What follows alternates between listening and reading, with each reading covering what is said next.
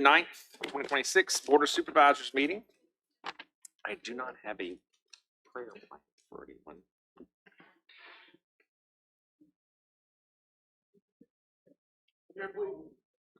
Yeah, you. Me? Who, me? Yes, you. She's not gonna come here again.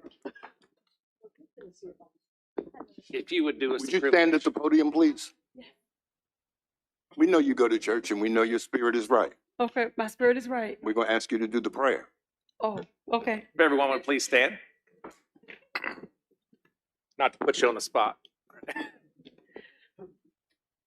Father God, we come to you right now, Lord God, just thanking you for this day, Lord God. Thank you, Lord God, for the breath that you've given us this morning to breathe. Lord God, we ask that this meeting go orderly to your wishes, Lord God, and we ask that you bless everyone under the sound of my voice, Lord God, that we will travel home safely, Lord God, with no harm, no incident, Lord God, and we hope that when we get home, Lord God, we find our homes better than when we left. In the name of Jesus Christ of Nazareth, I pray. Amen. Everyone would remain standing for the pledge, please. I pledge allegiance to the flag of the United States of America and to the republic for which it stands, one nation, under God, indivisible, with liberty and justice. All right, please be seated. All right, we'll start off with opening board comments. Actually, Mr. Underwood he is zoomed in. Okay, so we have everyone in attendance, just 5 in person and 1 via Zoom. So, all right, wonderful. Mr. Underwood, can you hear me okay?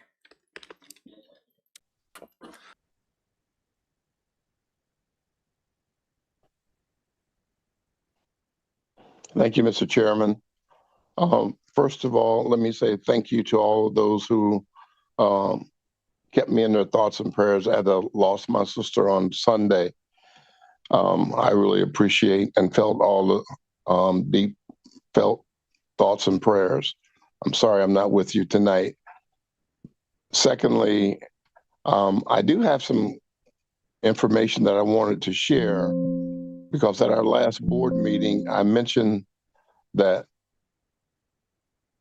2 of our schools were having academic issue, and the chairman of the school board came before us and said that all schools are fully accredited. All schools are 100% fully accredited, as well as all other 135 schools in the state of Virginia. Accreditation has absolutely nothing to do with academic performance. So to me, that is a smoke and mirrors. What I'm talking about is Bowling Green Elementary School, the school that we wanted to spend $2.5 million to add on classrooms and a gymnasium, continues to be at the bottom of the academic rung in terms of the Office of Accountability with the Virginia Department of Ed. The middle school is off track, according to the Virginia Department of Ed. It has been for a number of years. So when I say we're failing those children, we're failing those children because those schools have underperformed academically. Lewis and Clark and Madison meet the standard for Virginia Office of Accountability. The high school receives the highest mark, saying that they are excelling, they are outstanding. I will bring that information to our next meeting. I will put it up so the public can see. But for the chairman to say that what I said was untrue, that is just irresponsible. And I will not let that stand. And those are my comments, Mr. Chairman.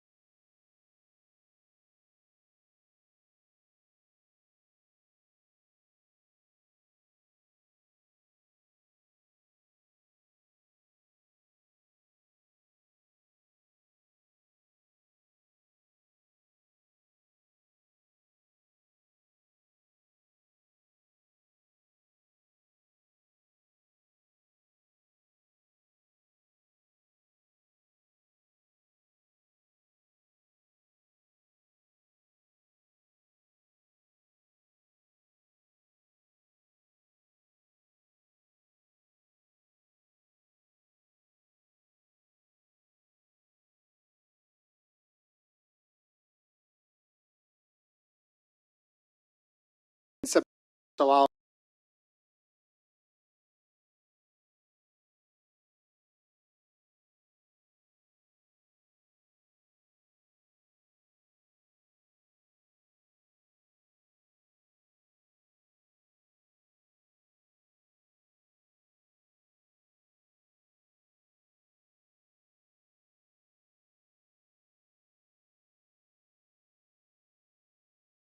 at 7 p.m. right here in the EOC, actually EOC room 2, so that's the middle room. From 7 to 8:30 about it. All Mattapan residents and anybody else who would like to come is invited. A comment on the public hearing on the budget we had last meeting. Several speakers mentioned specific programs and specific teachers at the schools. And although I supported all those programs and most of the board does, the Board of Supervisors doesn't actually get to fund specific programs. We just fund a certain amount that we give to schools, and then the school board manages those specific programs. So if there's interest in a specific program or specific teacher, you have to address that to the school board, and we'll try to make sure there's funding in the budget for that if we can see it. Next Saturday, there's a Juneteenth program at the county park. Saturday, June 20th. There's some local groups that are putting it together. It's been a good event for the last 3 or 4 years, so I recommend you stop by. And the last one I have is the Fredericksburg Regional Alliance, which is a business consortium between Caroline, Stafford, Spotsylvania, and the city of Fredericksburg. King George is no longer part, but they've rebranded it to call it the Virginia's Innovation Crossroads. And the point of that is to say all of the opportunity we have right in the middle of Virginia, this is the crossroads for a lot of technology. We've got Germanna, Mary Washington, MC Dean, a lot of technical companies. So they're going to try to focus on that to bring more of those kind of businesses to the area. I'm the Caroline representative on that board of directors. And you can bet your bottom dollar if we're going to recruit some people, we're going to try to recruit them in Caroline. So we're going to work harder for that and continue our progress. That's it, Mr. Chair. Thank you. Thank you, Mr. Thomas. Mr. Black. Yeah, just have a few.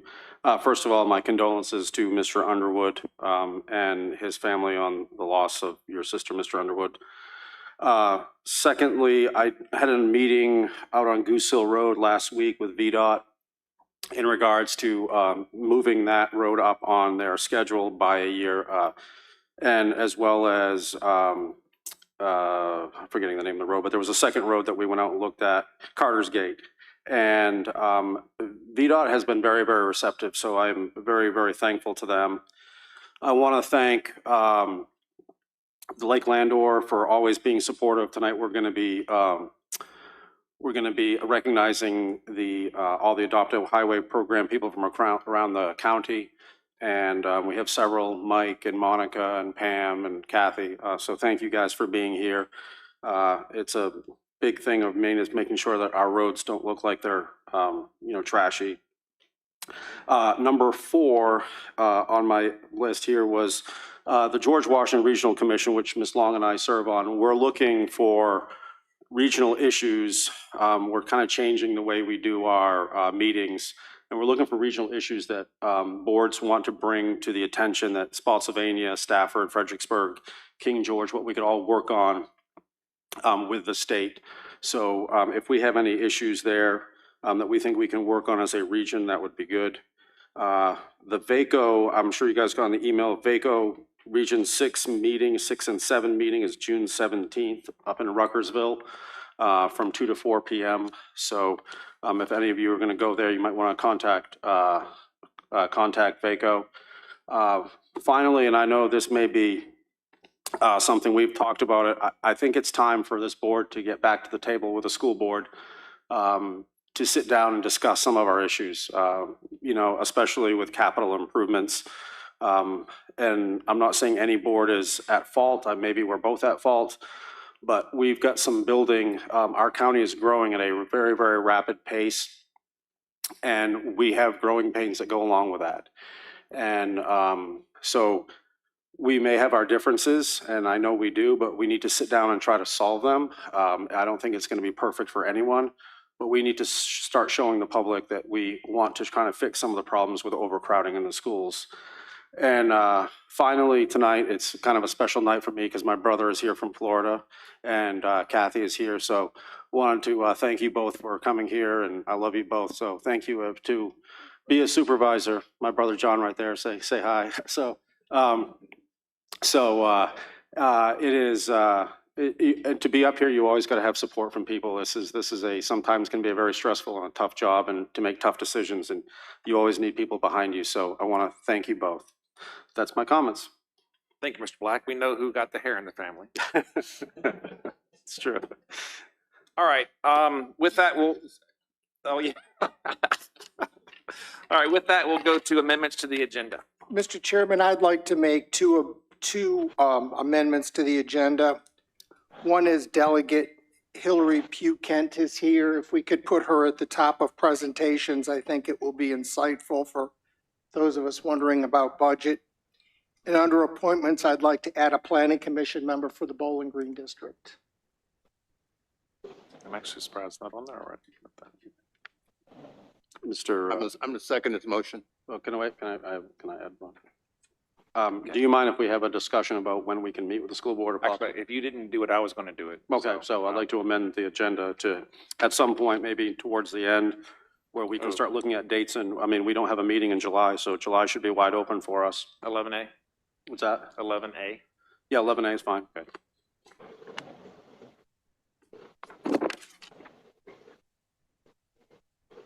Is there anyone from schools here by chance? Mike's here. Mr. Hubbard's here. Okay. Or excuse me, Dr. Colonel Hubbard's here. All right, I got 3 additions. Anything else for anyone? Mr. Underwood, you good? I'm good. Okay. All right, I'll accept the motion to accept the amended agenda. So moved. Sure, I'll add my motion to the meeting as well. Okay. All right, we have a motion and a second. Mr. Seeley for the motion and Mr. Thomas for the second. All those in favor say aye. Aye. Any opposed?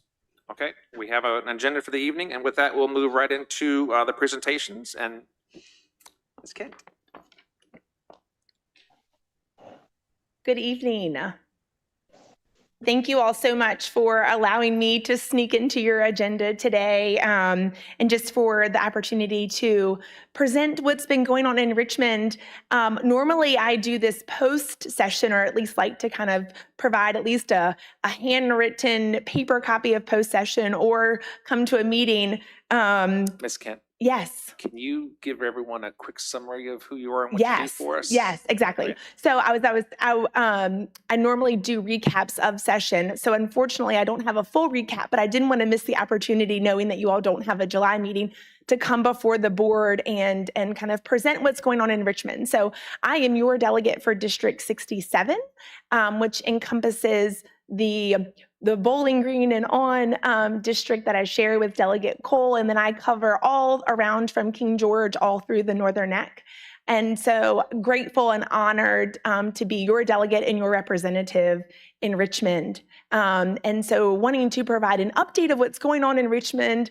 As I say, this is going to be a little bit unusual because we don't have all of our updates from Richmond yet. We're still working on it. But the point is we're working on it. So Chairman and members of the board, thank you for letting me provide the update, at least on my bills. We do have bills that have gone through and signatures and signed legislation that's going to be effective on July the 1st. And so that we are grateful for. I serve on the Education Committee as well as the Committee of Agriculture, Chesapeake Bay, and Natural Resources, both very important to our district.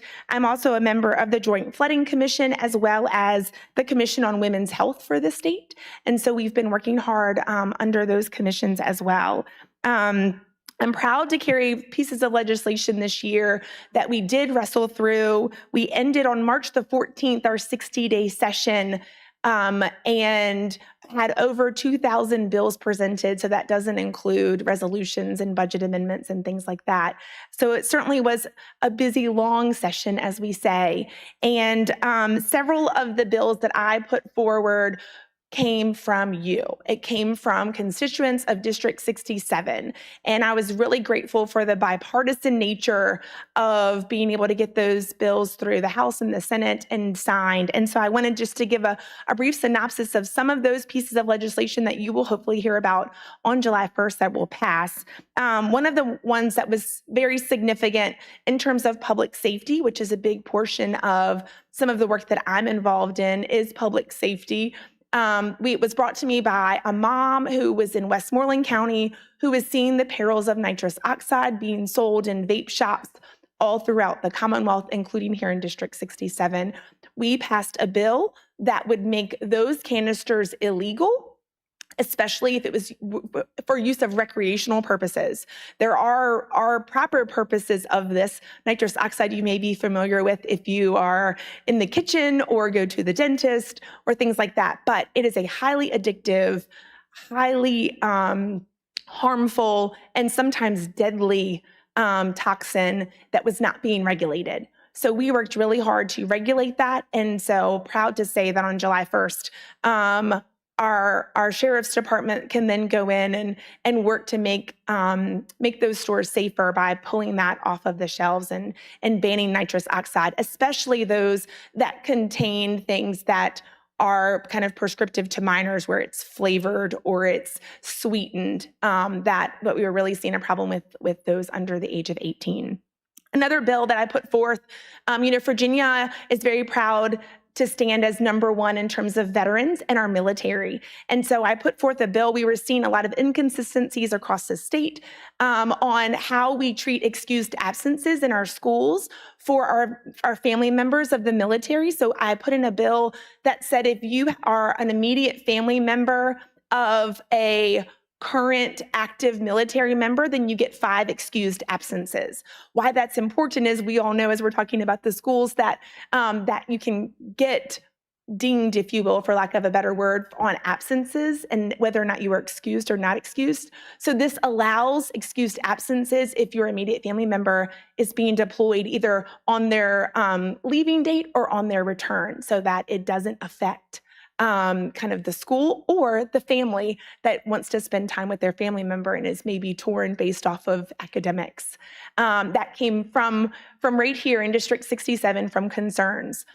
Even a little bit closer to home, we had a concern that came out in Caroline County regarding farm use vehicles and the fact that many farmers were unaware that you can't use green lights on their farm use vehicles. And so thanks to our sheriff here, who brought this to me as we were, I think, standing on the streets of Bowling Green for one of the festivals, said, Hillary, we really should do something about this. A lot of farmers are purchasing vehicles, used vehicles from Maryland that allow green lights, or some of our neighboring states, and don't realize that it's illegal in Virginia.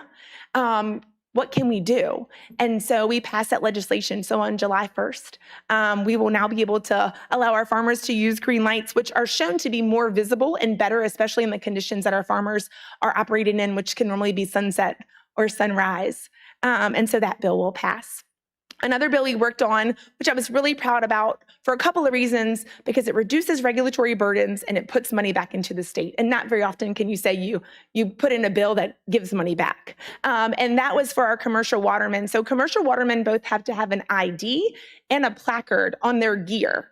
Well, as we know, placards don't really survive very well in water, sun, sand, mud, and would constantly fall off. So by removing the placard requirement and only having to have the ID requirement, you reduce the regulatory burden both at the state level to reproduce those consistently, because they're always falling off and getting ruined or getting lost. We just have to have the ID. And so then it also helps your commercial watermen out to not have to go and man that, and then they can go to work and do their job. I put forth a bill specifically addressing a problem that we were seeing with large-scale developments. Stormwater had already been addressed in terms of DEQ regulations on stormwater. However, erosion and sediment had not. So we were addressing post-mass land movement, but not the pre in terms of DEQ. So my bill for the soil erosion and sediment actually aligned the stormwater aspect when you do large mass scale developments to the pre-work so that they were aligned. It was an outdated plan. And so one of the benefits of this is sometimes the fines were maybe better than adhering to the rules. And so this allows those mass land developments to follow proper DEQ requirements. Why that is important is because our rivers and streams and our farmland is very important. And so we want to make sure what we do to that soil and what we maybe put in a creek, we know what's happening. And so that bill passed. We also passed legislation that I put in that would allow for working farmlands to go into conservation easements with less regulatory burdens. And so that was a great step forward that I put that bill in and passed. Farm Bureau was a great champion for that piece of legislation. I had legislation regarding PFAS and wastewater treatment plants and the testing cycle of that. As you guys, if you followed anything in Richmond, you know, there was lots of conversation on that. So my bill was actually rolled into another piece of legislation that also was addressing PFAS, and that legislation passed this session. Something I was really proud of, and to speak to your points, Mr. Thomas, about getting teachers and the great spot that Caroline is in terms of having great educational institutions around us. We know that the students are there, but it's also important to make sure that we have the teachers in the classroom, specifically for CTE, which is near and dear to my heart, our career technical education teachers. And it's tough to leave sometimes a six-figure job to go into the teaching, and a lot of those professions are when you're talking welders and electricians and things like that. But we need those teachers, and we have long wait lists in a lot of localities of students trying to take those classes. So we put in a legislation last year, it passed this year, and it was signed this year by Governor Spanberger that said that you can use your credit that you and your experience in your working profession to translate either as a 2-to-1 or a 1-to-1 ratio for teaching experience. So think of a master's of teaching can then translate in terms of your working professional experience if you have those certifications. So it allows someone that maybe wants to be a teacher to then not have to start at ground zero, but if they've had 20 years of experience in their profession, they can start as a year 10 teacher. And so that will really hopefully boost kind of and provide more teachers in the classroom. I put in a bill that I'm going to bring back next year, and it's focused on recess time. As I always say, as a mom of 3 rambunctious elementary school boys, we understand the rigors that they need to have breaks in the classroom.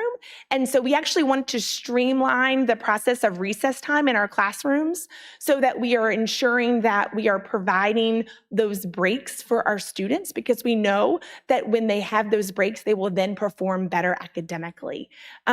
This bill was actually then throughout the session was actually given to the Commission of Health and Wellness of Children for review to actually really kind of find what is the right scientific number for recess time for our children. So those are all bills that we were able to pass. I was very grateful for colleagues in the General Assembly that where we worked hard.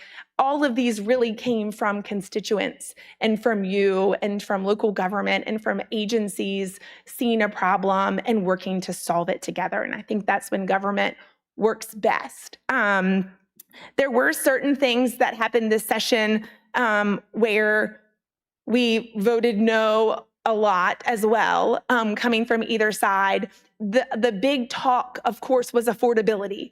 And a lot, probably if you asked, how do we solve affordability concerns, you might get 140 different answers in terms of the General Assembly on how do we make things more affordable for both businesses, for families, for just everyday folks all throughout Virginia. And that was certainly top of mind in everything that we did. There were lots of bills to address it. There were bills to address the budget and how we fund the budget. Those are still ongoing.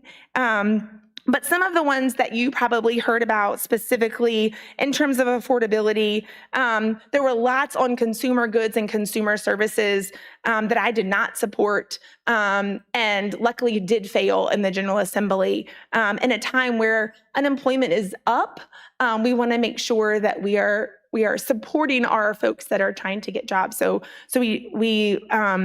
we're very successful. I say we sometimes as like the House.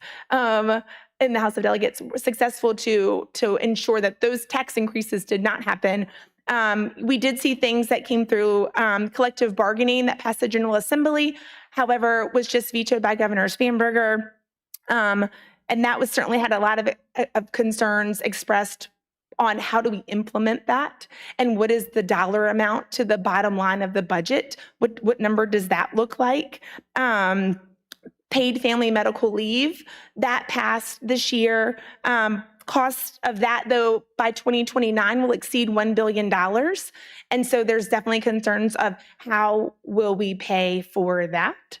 And then we just heard recently the SEC come out and say that there's going to be an increased cost associated with rejoining the RGGI, the Regional Greenhouse Gas Initiative. And so by rejoining that, we need to ensure that we can pay for that in our state budget.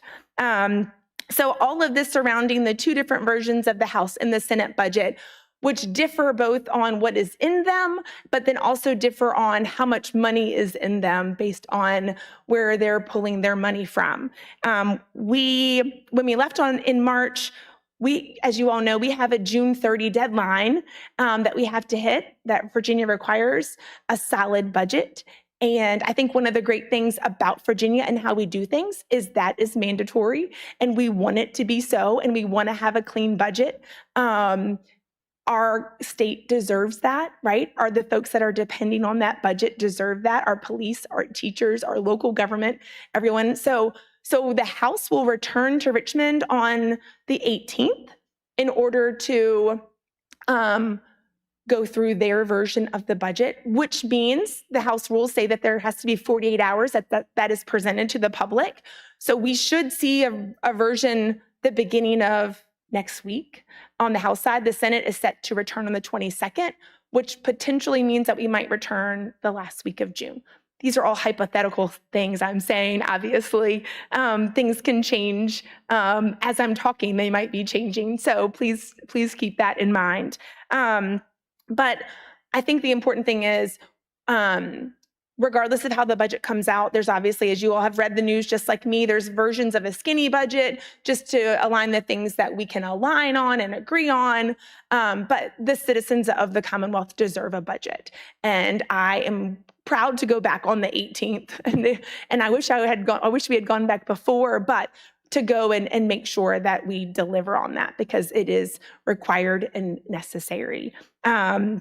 We started with a surplus in Virginia, and I know there was lots of talk 2 years ago about the exodus of Virginia, and that is not the case today. More people are moving to this state, and not the case in District 67. In other localities and other districts, you see deficit of population, not in our district. We are seeing a substantial growth of people. And so all of those things playing into what does the budget look like? What does the current lay of the land look like in terms of employment opportunities and retirees and our economy in general? So to be continued on that, and hopefully I can provide an update to you all. But I would like to say too, even after the budget process is done, which is our biennium budget, it's the most important, we'll continue to prepare in 2027 for things that both legislation as well as line item budget. So please feel free to always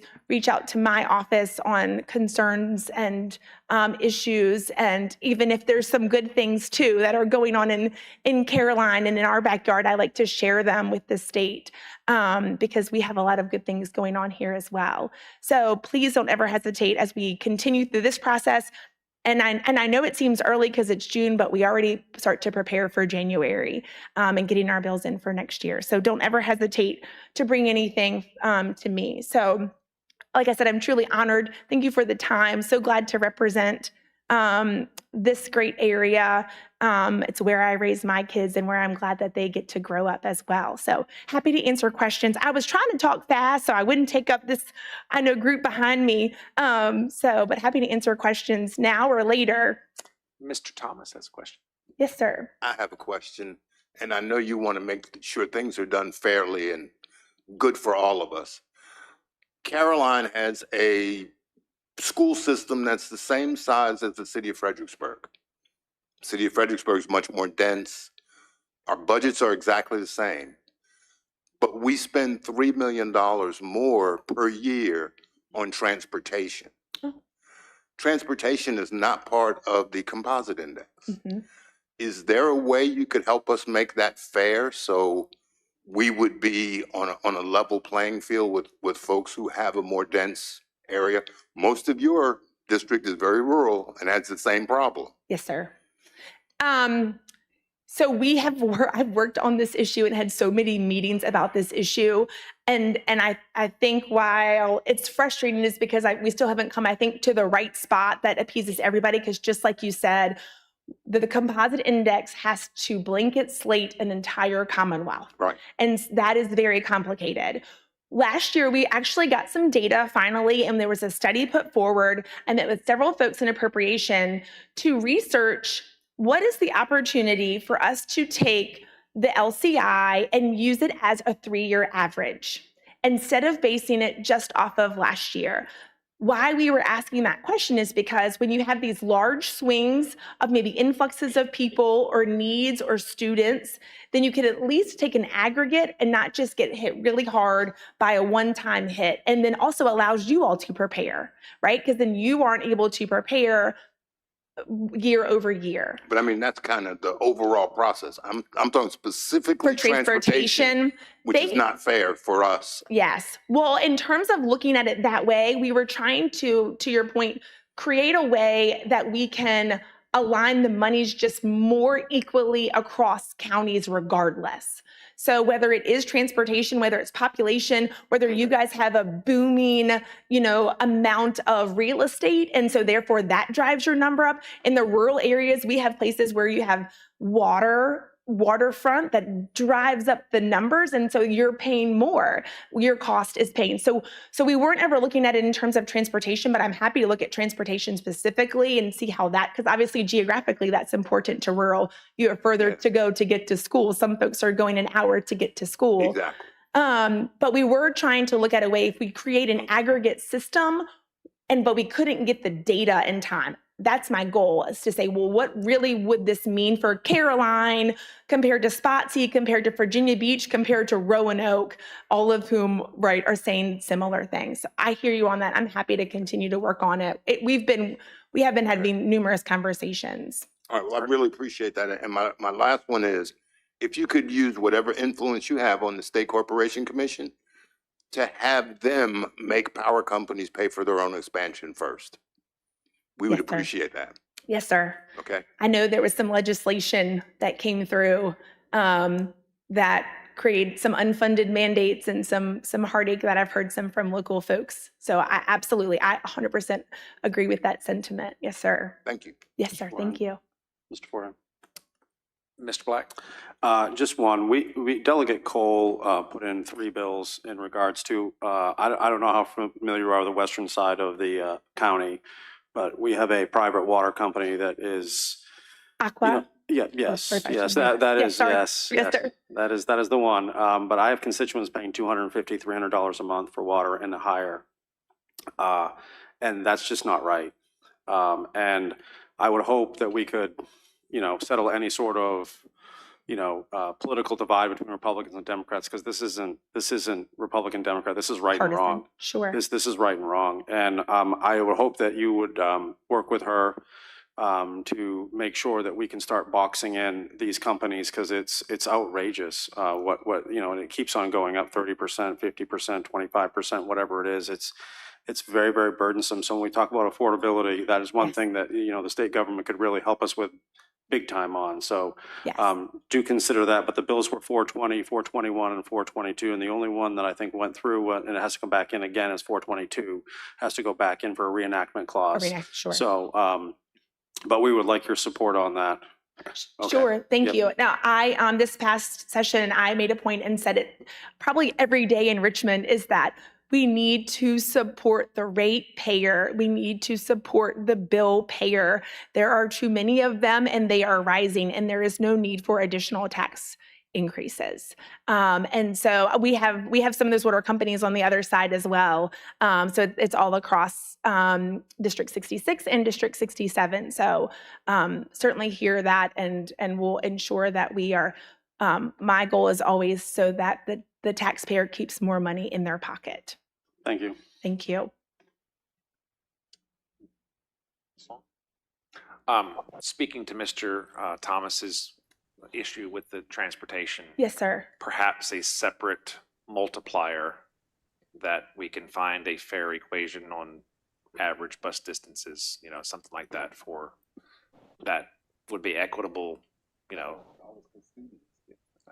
Sure. just something that, 0.0002 multiplier for this jurisdiction because of the bus route length or the square mileage or whatever it may be. Okay. Population for square mileage. So anyway, there's a way to do it. It's just. Well, I'm glad, thank you for bringing it up. This is the time to work on it, is now. Yeah. And that's when folks are in the office and when we can do the research. So I'm happy to ask that. We also looked into just kind of that point similarly with looking at rural, is just how the land tax value for ag land, right? Because that's certainly taxed differently. That also plays into that composite index. And even is there a way, so there's several layers of that when you're looking at land use value and how that's applied. And I appreciate the transportation. So I will definitely ask those questions, and summer's a good time to do the research. So I'll follow up as well. Okay. Thank you very much. Yes, sir. Thank you very much. Thank you all for your time. I'm Glad it worked grateful. out. Yes, sir. Thank you all so much. Thank you. We'll see you at the fair, hopefully. Yes. All right. With that, we will recognize Mr. Mike Allen. Would come right up. Shoot.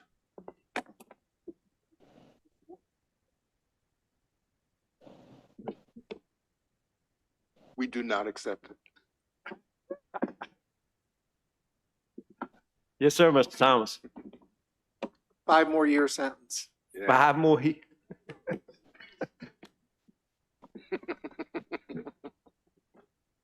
All righty. I have a resolution. Would you like, you have the mic, that you don't get this chance very often. Would you like to say anything to the internet world? And It's came in 1996, and I have a bunch of different roles throughout the years, and I am so looking forward to retirement. Yes, sir. Yeah. I have a lot of fish to eat, caught, and grandchildren to be hugged on. So, that's a great plan. yes, sir. I'm jealous. All right, I have a resolution here, and I will read it so everyone can hear and appreciate the body of work. A resolution of appreciation for Mr. Mike Allen on the occasion of his retirement from Caroline County. Whereas Mr. Mike Allen will retire on June 30th, 2026, after more than 30 years of service to Caroline County. And whereas Mr. Allen began his tenure with the Caroline County Department of Works in January 1996 and progressed through the ranks until becoming Superintendent of Public Works in 2016. And whereas during his 3 decades of service, he has made countless valuable contributions toward the day-to-day operations of the county, many of which often went unnoticed because emergencies were averted. He was called upon to work all hours and all kinds of weather and conditions to ensure the Caroline facilities were functioning as expected and for the comfort and convenience of county citizens and employees. And whereas throughout the tenure, Mr. Allen has been dedicated to the Caroline County and its betterment, working through many changes and evolutions of the Department of Public Works and his roles and responsibilities, and stepping up to make adjustments needed to succeed. And whereas his retirement will leave a void to fill because of his vast knowledge, experience, and skills, and he will be missed by his fellow employees and his sense of humor, insights, and storytelling abilities. Now therefore be it resolved that the Caroline County Board of Supervisors hereby expresses its gratitude and appreciation to Mr. Mike Allen for his 30-plus years of dedicated public service and commitment to the betterment of Caroline County and its citizens. Be it further resolved that the board offers its best wishes to Mr. Allen and his family for a very enjoyable and healthy retirement and much success in his future endeavors. Adopted this 9th day of June, 2026, signed by Mr. Kelly and myself. There you go. Wow. Well, thank you very much. Thank you. Appreciate it. If you would come up, we'd like to get a group photo with you. Okay.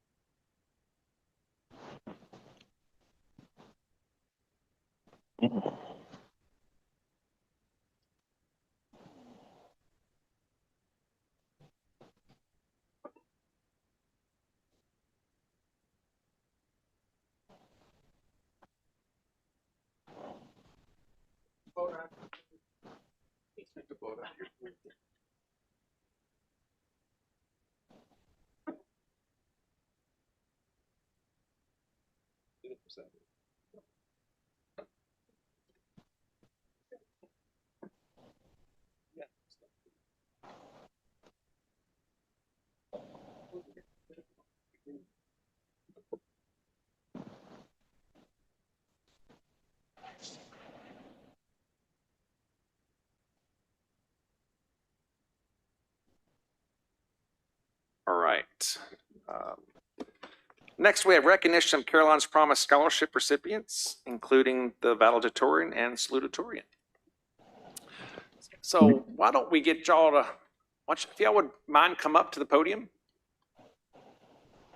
Mr. Chairman, Yes, sir. could I just make a brief comment while they're coming? Sure.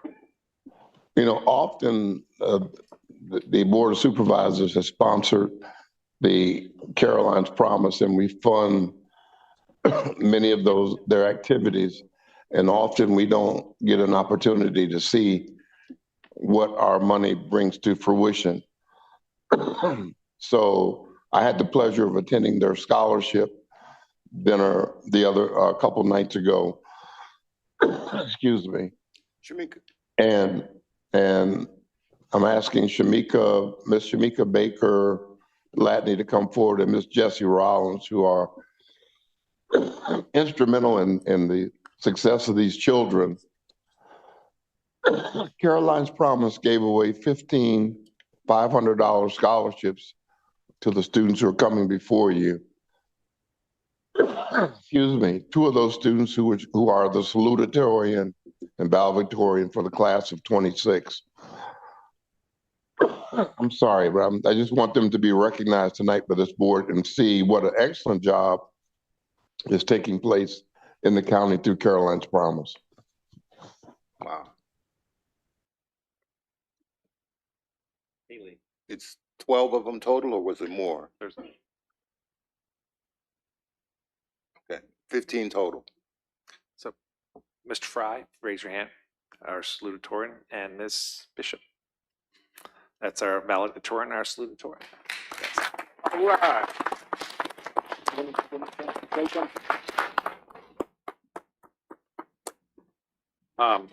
Yeah, give them a chance to say If- something. If anybody would like to speak, Ms. Wilkerson, I know you'd like to speak. Valedictorian, Duke? Step right up. Hello, everyone. Yeah, thank you guys so much for inviting us here. And that's it. What's your future plans? Wait, Can yeah, tell us- you can decided tell to us- go to Duke, which is a very good school, although it's not North Carolina, or Howard. Why did you choose Duke? Because I like the campus. I Okay. thought it was pretty and it has good academics, Very good. And you're going to major in, environmental science and policies. okay. Maybe that's what we should, because you're all seniors, right? Mhm. Okay, I don't know if we could spare it, but can you all just stop at the mic and tell us what your major is going to be so we can know what our future looks like? If you know, it's. Yeah. Mic check. My major will be computer science, Ooh, and I'll be attending Emory and Henry in this fall. Great. good. He said, Charles Lumpkin. there we go. How y'all doing? All right. Blake Morris. I will be majoring in architecture, and I will be attending Emory and Henry in the fall.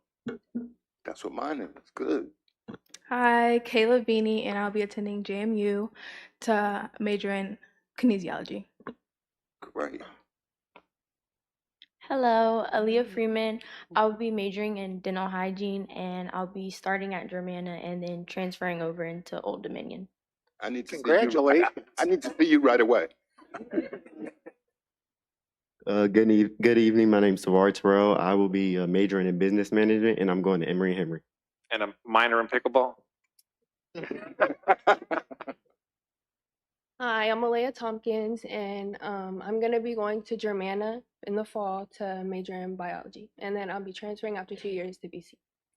Great. That's a fabulous plan. Hello. I'm Amar J. Childs. I will be majoring in architecture. I will be. Gosh, why y'all had to put me on the spot? I'll be good. attending Richard Bland, and then I will be transferred into Norfolk State. Great. Hi, I'm Kiesia White. I'll be attending Old Dominion and majoring in nursing. Great. Hello, I'm Tamara Whittington. I will be attending JMU and double majoring in nursing and psychology. Okay. Hi, I'm Jordan Wilkerson. I'll be attending Princeton University to major in molecular biology. I didn't hear that. Say that again, please. I'm Jordan Wilkerson. I'm going to Princeton University to major in molecular biology. Wow. Princeton in New Jersey. Yes, sir. Wow. Good evening. My name is Keon Fry. I'm attending George Mason in the fall, and I'm studying a major in computer science. That's wonderful.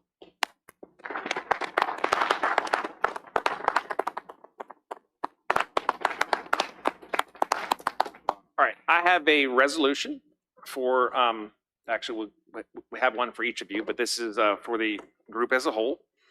A resolution congratulating the 2026 Caroline's Promise Community Service Scholarship winners. Whereas Caroline's Promise is a Caroline County nonprofit organization that meets the physical, emotional, and spiritual needs of county youth. Caroline's Promise operates on the belief that young people are leaders and aims to equip them with resources they need to succeed under the 5 promises of caring adults, safe places, a healthy start, effective education, and community service. And whereas each year, Caroline's Promise awards scholarships to graduating seniors in Caroline County who have demonstrated academic achievement and served their local community. In 2026, 10 $500 scholarships and 2 $1,000 scholarships were awarded.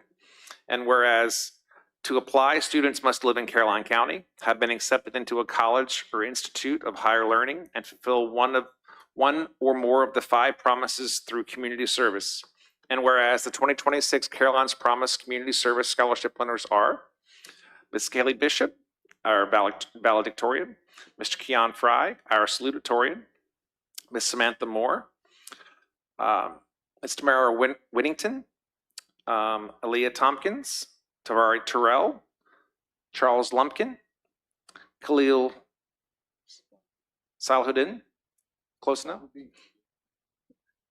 Blake Morris, Alea Freeman, Mari Childs, Kayla Venny, Elijah Lawson, Keisha White, and Jordan Wilkerson. I apologize if I butchered any names. That's not my intent. Whereas Caroline County is proud of the success of these students and celebrates their impressive achievements and the commitment they have shown to their community. Now, therefore, be it resolved that Caroline County Board of Supervisors hereby congratulates the winners of Caroline's Promise Community Service Scholarships on a job well done, thanks them for their service to Caroline County, and extends the best wishes for continued success in their future academic pursuits as they embark upon the next, more exciting chapters of their life. I added that last part. Adopted this 9th day of June, signed by Mr. Cully and myself. So if, yes, actually. Mr. Chairman, If y'all would make your way up here, that would be wonderful.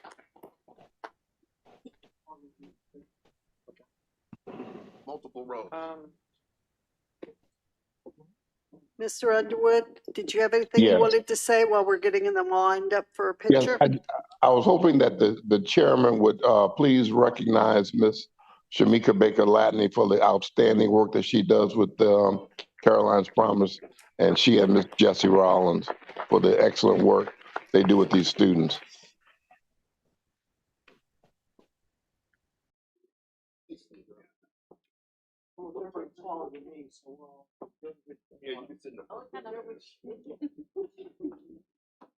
And it's a great thing that so many young men.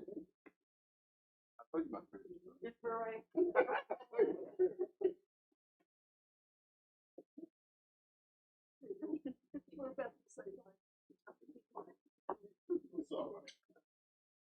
Jeff, go ahead and stand in front of the ladies.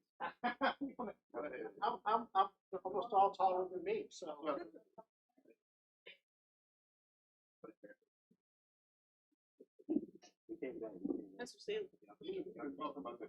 Chair? You give it 2 more weeks, it'll be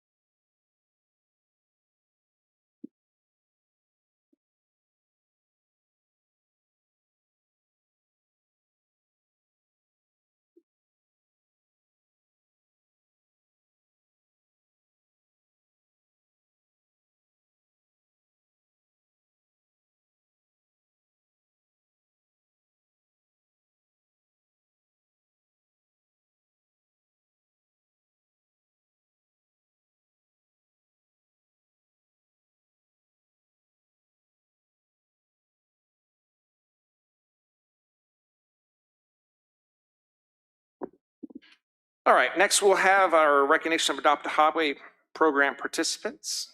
So if you want to call them up or. Yeah, I'm gonna listen, Okay. I will, yeah, I'll I'll read turn the it over to list. Mr. Black.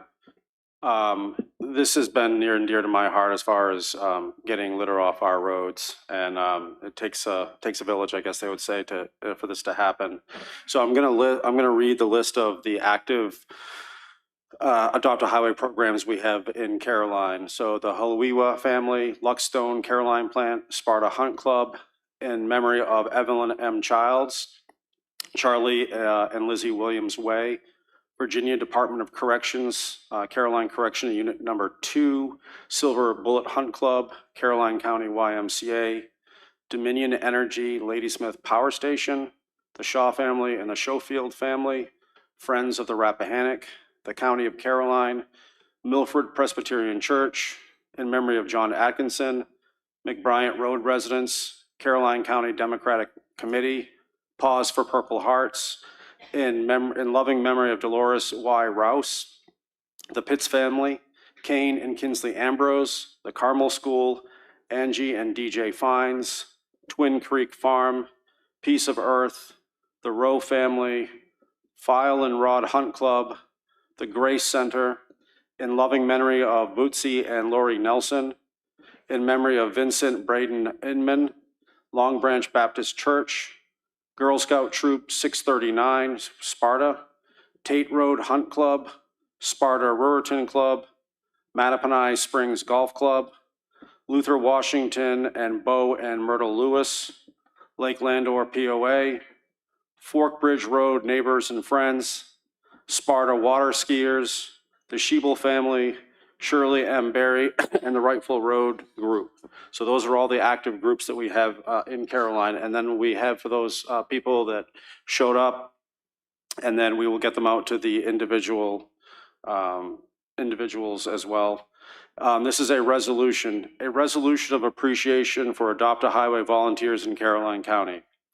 Whereas citizens of the Commonwealth of Virginia all share a mission of keeping our state beautiful for residents and visitors alike. And whereas towards this end, the Virginia Department of Transportation Adopt a Highway program allows local citizens, civic organizations, businesses, and families to adopt specific stretches of roadway to conduct routine litter removal. Highway adopters commit to cleaning their stretch of highway at least 2 times per year for an adoption period of 3 years. And whereas these dedicated community volunteers selflessly donate countless hours of personal time and help to clean roadsides, protect the environment, and prevent litter from entering wild areas and waterways. And whereas in Caroline County, 946 bags of trash totaling an estimated 10,406 pounds were removed and properly disposed of by Adopt a Highway participants in 2025 alone. Whereas Caroline County would like to call attention to the problem of litter, show its appreciation for those who dedicate their time to combat it, and encourage all county citizens to work to prevent this blight onto our beautiful county. Now, therefore, it be resolved that the Caroline County Board of Supervisors hereby expresses its gratitude and commendation to all active Adopt a Highway participants for their outstanding service to Caroline County, and encourages all citizens to honor their hard work by not littering and properly securing their vehicle loads to help create a welcoming first impression for all who travel through our county. Adopted this 9th day of June 2026, signed by Mr. Cully and our chairman, Clay Forehand. Let's give them a round of applause. Mr. Black. Mr. Black. Ms. Long has something. Yes. Yes, thank you. I'd also like to recognize, before we got revamped, thanks to Mr. Black on the litter pickup, there used to be some groups that did. There was a Ruritan group down in my area that Bill Henderson picked up, even after they disbanded, picked up for years, and he did up until he could not do it anymore. But we do have Linda and Gary Shaw in the audience who have been part of that old group. They pick up along Long Branch Road, and I want them to be recognized along with everybody else this evening, because they call me whenever piles of tires get dumped on the side of the road or mattresses are in the ditch. And I appreciate theirs. And Linda and Gary, when we call everybody up, would you come up also? Thank you. Absolutely, thank you. And I just want to put out a thank you to, there's a lady who cannot be here tonight, but her name is Linda Fifield, and she started it back in Landor back in the early 2000s, I believe, and we kind of took it over from her. And so she still comes out sometimes to help us pick up. And so I really, really appreciate everything that she's done for the Western Carolina area. So thank you, Linda, and thank you for everyone who's here. So if we want to bring him down for a picture, that would be great. Absolutely. Come You on wanna up. come down? Yep, everyone come on down. Come on down.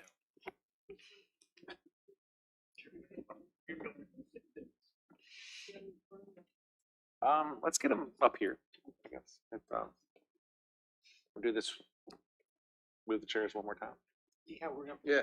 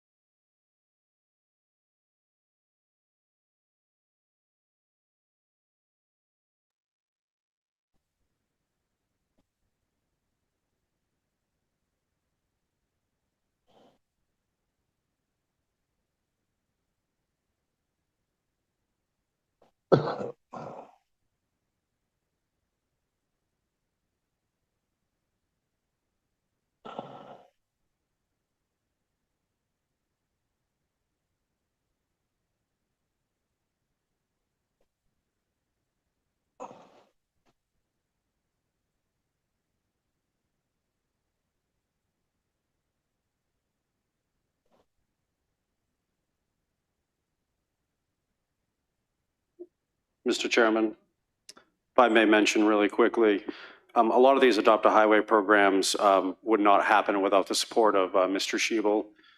He's done a big supporter of the Adopt a Highway, and I know, so Mr. Schiebel, thank you. Also, Sheriff Mosier, the Sheriff's Department, anytime we call on them to help us with a speed trailer or sometimes help us pick up litter in general, they're always there making sure people are slowing down on the roads. And it's amazing how much slower people go when they see a deputy's car. So it keeps people safe. So thank you very much. All right. Well, with that, we'll move on to our next section, appointments. Mr. Underwood, are you ready for your social services appointment? Yes, sir, Mr. Chairman. Thank you. Tonight, in our audience, I believe I have Miss Selena Wilson from the Reedy Church District. She's the daughter of one of our, excuse me, one of our sheriffs who worked in Caroline County. She graduated from Caroline High School, and I'd like to appoint Ms. Selena Wilson to the Social Services Board, Advisory Board. Okay. I'll second that. All right, we have a motion from Mr. Underwood and a second by Mr. Seeley for Ms. Selena Williams to the Social Services Advisory Board. All those in favor say aye. Aye. Any opposed? It's All right. Wilson. Wilson, Mr. Chairman. I think that's what I said. Okay. Wilson, okay. Selena Wilson. Yes, ma'am. Yes. Sir. All right, that is a done deal. Could I ask, since I serve on the, she's not in the audience? Okay. I was trying to see. Mr. Seeley, Planning Commission. Yes, sir, Mr. Chairman, I would like to nominate Mary Hodge as the Bowling Green Planning Commission member with all the work we have coming in front of us, I just feel we need to, as much as I miss Mr. Schwartz, I am moving forward. All right. We have a motion by Mr. Seeley to nominate Miss Mary Hodge. Get a Second. And seconded by Miss Long. All those in favor say aye. Aye. Aye. Any opposed? All right. Miss Hodge has now been appointed to the Planning Commission. How soon, I just have a question, how soon can we do this? Okay, thank you. All right, with that, we'll move on to the consent agenda. Any items on the consent agenda that any board member would like pulled off to discuss more in length? All right. I move that we approve the consent agenda as presented. All right, we have a motion from Mr. Black. Can we get a second? Second from Mr. Thomas to approve the consent agenda as presented. All those in favor say aye. Aye. Aye. Aye. Any opposed? All right, we have approved our consent agenda. With that, do we want to take a pause? We will come back in 15 minutes at 7:30. We will resume with our public comments. That's open to anyone that would like to.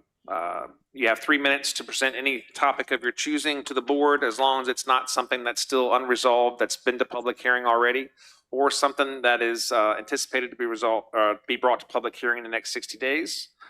Of course, anything tonight, which I don't see any public hearings, so we're good with that. All right, with that, we will recess for 15 minutes. See you at 7:30. Thank you.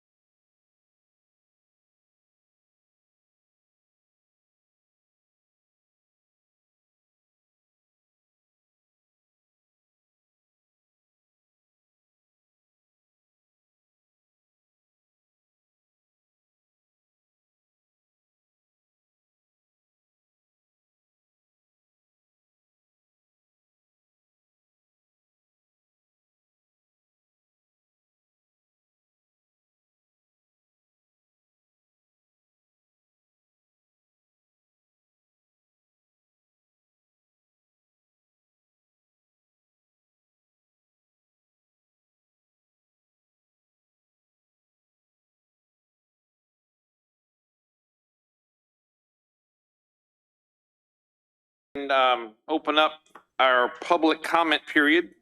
If you have any topic, you'll get 3 minutes to speak about whatever you'd like, as long as it's not open for a public hearing or something that's undecided from a previous meeting. So I will go ahead and open this up. Our public comment is now open. Come on down if you'd like.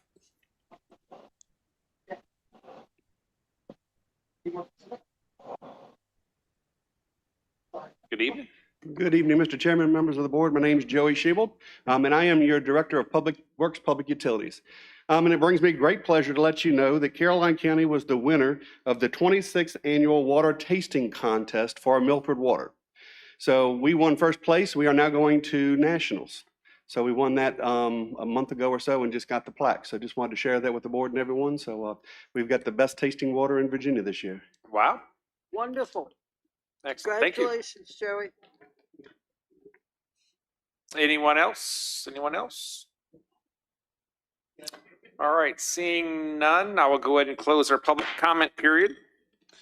And we'll move into new business, and that is item number 4, adoption of a fiscal year 2026-27 budget and appropriation resolution. I think that's Mr. Cully.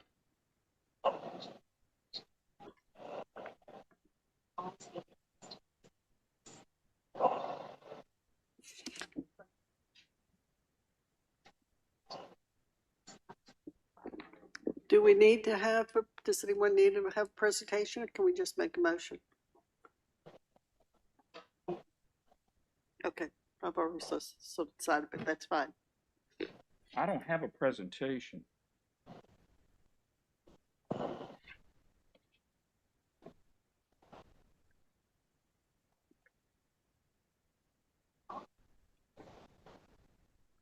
We prepared for you 2 different resolutions. And the reason, because as you heard earlier tonight, there's no state budget. And as you heard earlier tonight, the chances of having a state budget much before the last week of the month of June are not looking too good. So one resolution is adopting the budget as I presented,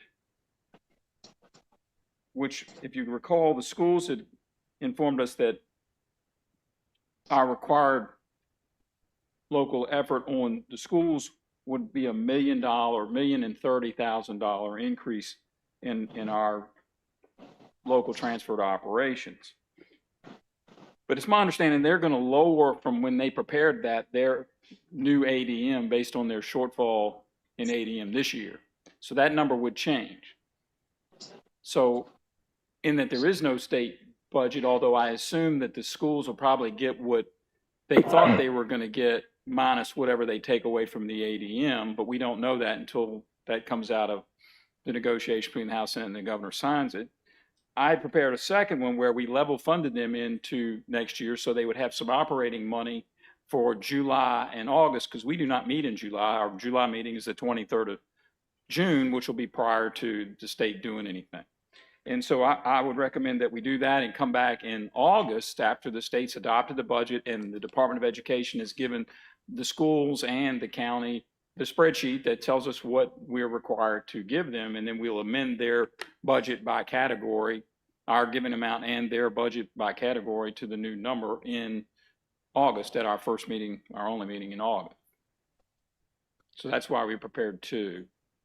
But either way, you can adjust them once we find out what their budget is. Yeah, but you wouldn't, if you give them the $1,030,000, you're probably not taking any of that away. And it could be you come back and you only need to require local effort of say $950,000. That's up to you. If you want to give them $1,030,000 not knowing what's required, you certainly could do that. But I thought that you would probably want to know what your requirement was versus what, you know, what the state's putting in, what you're going to put in against that state match that's required. As far as textbooks and buses and those things, those are all the same. I left those all the same. The only thing I changed is one is level funding the operational transfer to the same thing it is currently in 26 going to 27, with the commitment that obviously you'll have to amend that once the state adopts a budget. Now, Charlie, we appropriate funds to the schools on a quarterly basis, right? No, we have to appropriate the same way we appropriate the county. So we appropriate yearly. We give them money quarterly Okay, so we appropriate July 1, for the whole year. 19 million.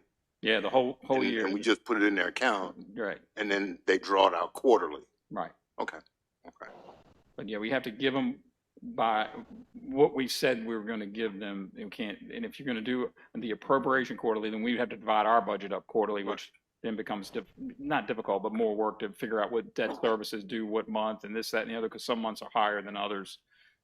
But the reality is, in either case, you're saying that if we fund at the $19 million number, when we meet in August, there should be a state budget. We can make adjustments then, which will more than likely be adding more money to the school budget. Could be. I don't. I'm not, decreasing. Say what, Reggie? I think if we fund the budget that he has this year, then because they're going to reduce their ADM, your contribution may very well go down. That's why he's saying make the adjustment after the state budget. And if you level fund and you need to add money to do that, we can do that in August after the state has passed their budget. He's recommending level funding. Yeah, I and I recommend. agree. Yeah, I agree. 18,936,331 is what we gave them for 26. If you appropriate that in the budget, then they have that, and then we'll add, if we have to add another million, we know we have it. Or say we only need, the state gives them less money based on ADM, and the new number is 975,000 or some other number, then we appropriate that additional along with the state money, because their budget will, what we're going to have to do when we adopt their budget is go up the total amount the state's going up plus appropriate the additional local money. Additional money, right? And there was $1 million in new state money in the proposed budget last go round, right? I lost track of that number because that one's not as important to me. We'd have to look at the state, I mean, the school budget in. I mean, I thought it was $1 million. That's my recollection. It could be. I know they asked us for 1.7. They were getting a certain amount of state money. And so we recommended, based on their conversation to us, the requirement, the least you can give us is 1,030,000. And so that's what I put in, was that, you know, what we've got to do. But right now, that's not a requirement because the state hadn't adopted anything. So we really don't know. So it's more of a state problem than it is our problem. But I mean, you certainly could, if you want, adopt the 1,030,000. And you may still have to give more than that if the state gives us more, but we know the schools have said they're going to lower their ADM, but I haven't, of course, I've been off for a week. Jen, you haven't seen a new ADM number, you or Alan. I haven't seen anything come in an email, and I did have email while I was away. So I haven't seen a new ADM number, but I know they said they were going to lower their ADM based on the reduction they had this year from what they had proposed back in February. And clearly they've already had to do school contracts and all those kinds of things based on the state budget. So they can operate in July and August until we adjust their appropriations. So I don't see it as a super detriment to them to do it that way. But it's either way, whatever the votes are for. So resolution number two is the level funding. And that's just until August. Yeah, and I would make that as the motion. Just until the state budget is adopted in our next meeting in August, we should have all the state numbers, and the schools will be able to give us this is what we want by category with the state money and the new additional local money. We could do this if we had met at a meeting in July too. Like if we sit down and say we're going to meet with them, could we do it then, or no? Unless if it's we don't normally do that at work session. Oh, that will be a work session, right? Okay.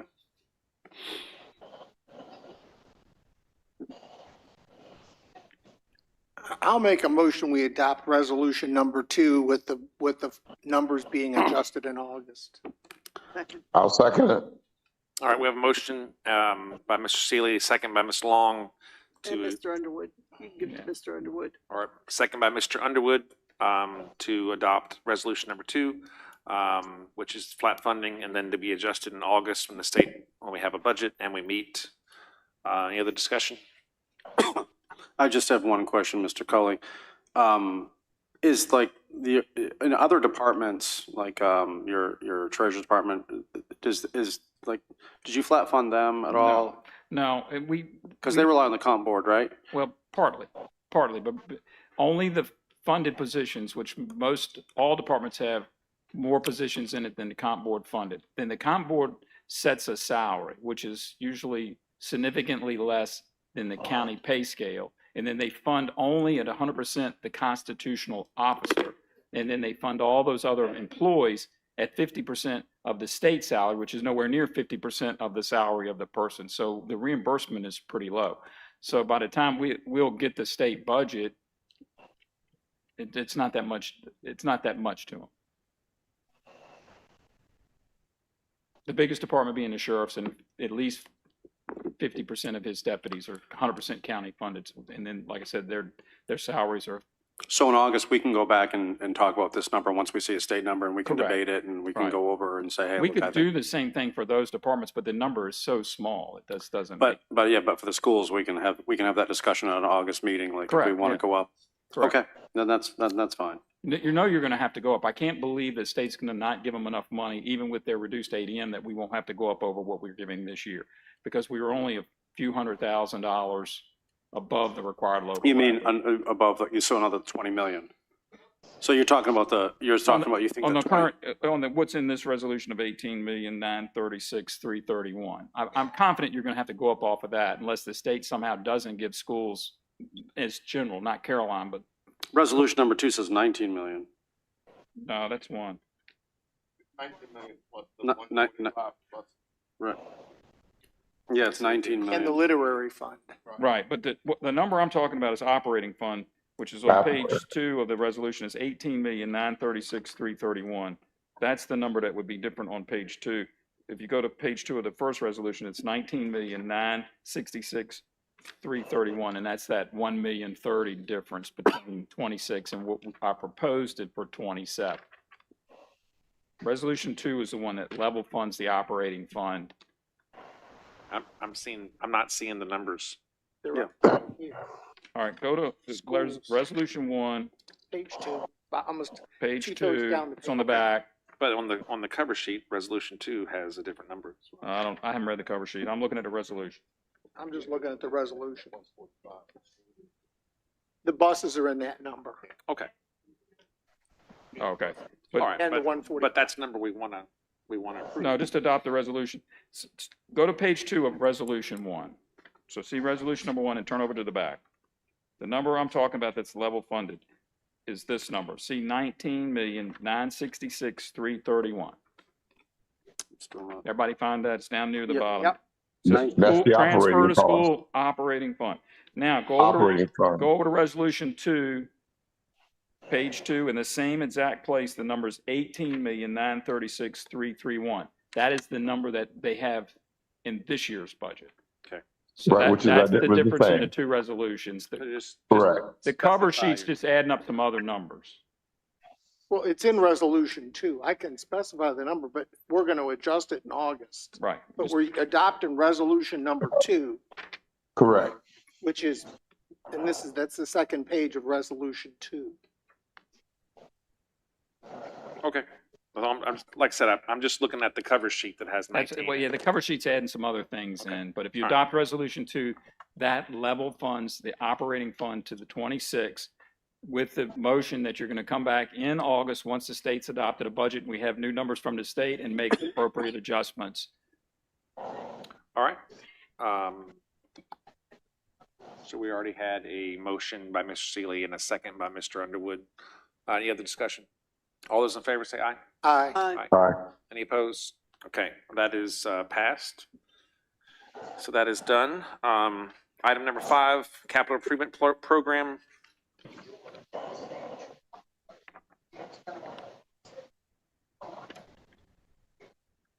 We propose that you adopt a motion to adopt the capital program as presented. If there's no questions, I'll make a motion to adopt the capital improvements as presented. Second. All right, we have a motion by Mr. Thomas and a second by Mr. Seeley to adopt the capital improvement plan as presented. I just have I had a question. Mr. Black. If you can go to the back, that said, proceeds from fund balance, 1 million. At the back, I guess it's page 1, I guess, right here. If you go to the capital improvement, All the proceeds except the only thing I'm proposing to borrow for, is the building in Dawn, and I may be able to come back to you before we ever borrow that with some recommendations to fund that from some sort of reserves. so even with the 6-cent tax increase, the 6-cent tax increase would not pay for that. In other words, that you're having to take from you're assuming that you're gonna have to take from the general fund, correct? Correct.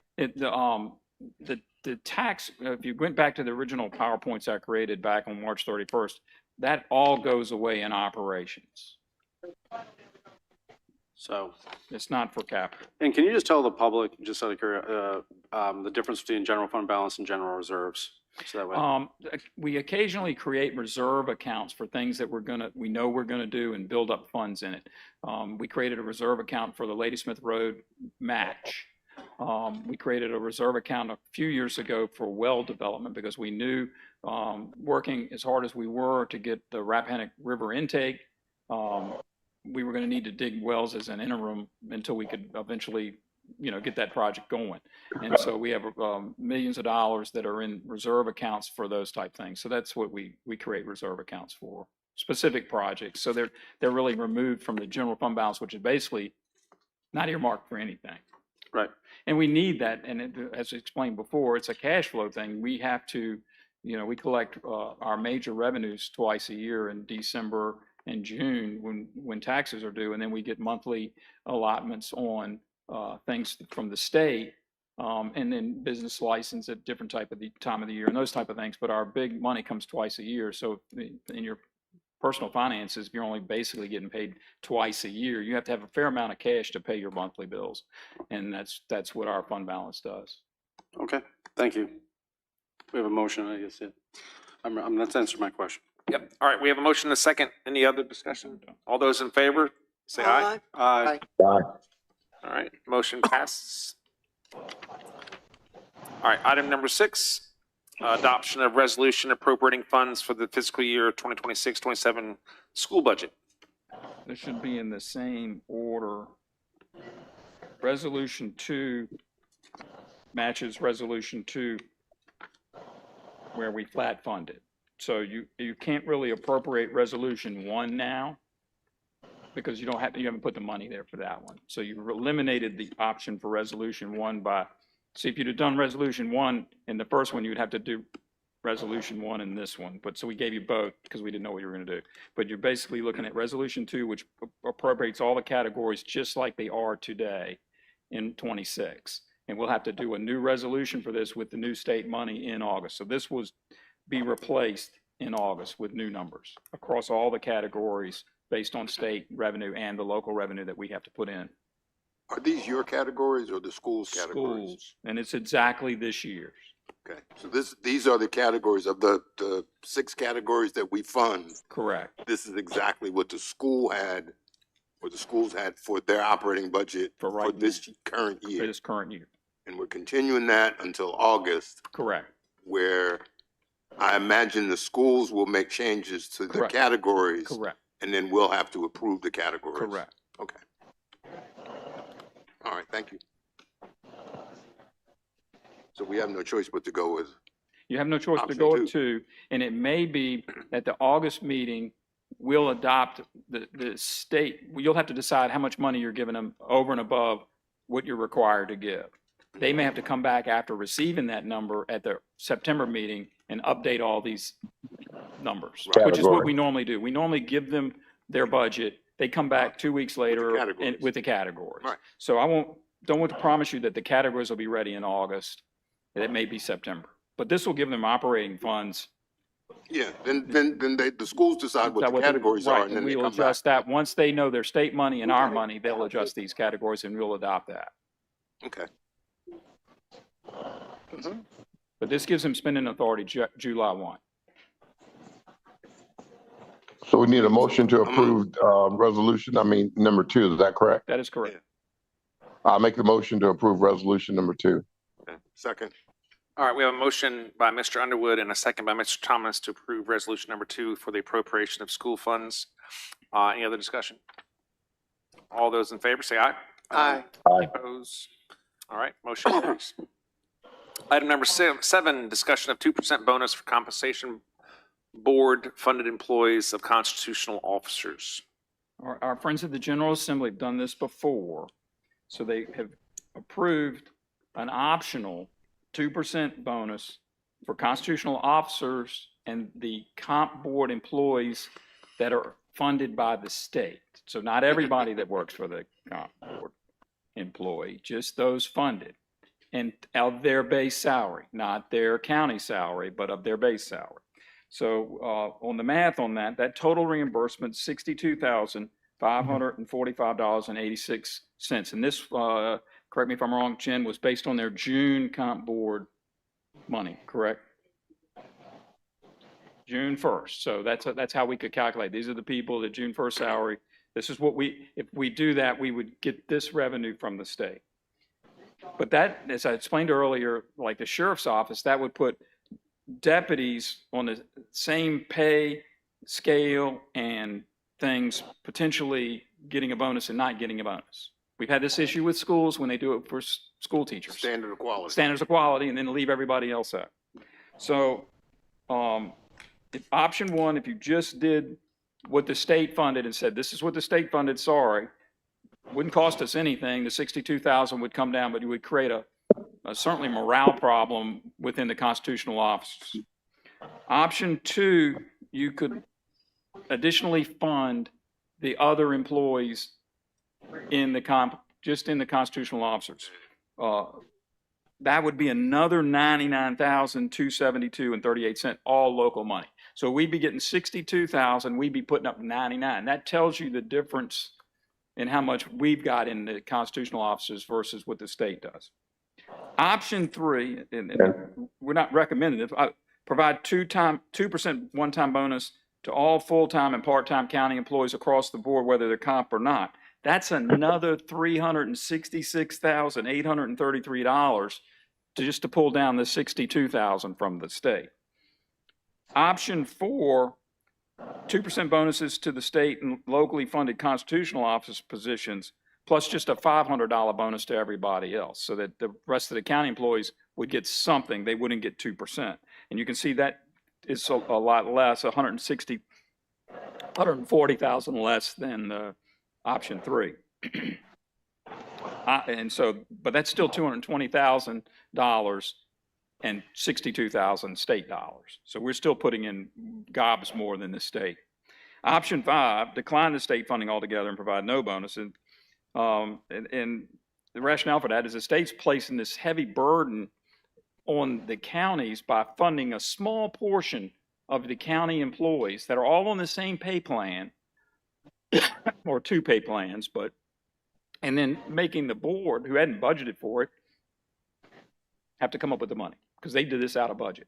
Right. I mean, Mr. Chairman, Yes, Mr. Underwood. I'm sorry, are you finished, Mr. Cully? Or were Yes, you sir. finished, Mr. Cully? All I would say is if I was asked for a recommendation, I would pick option 4. Okay.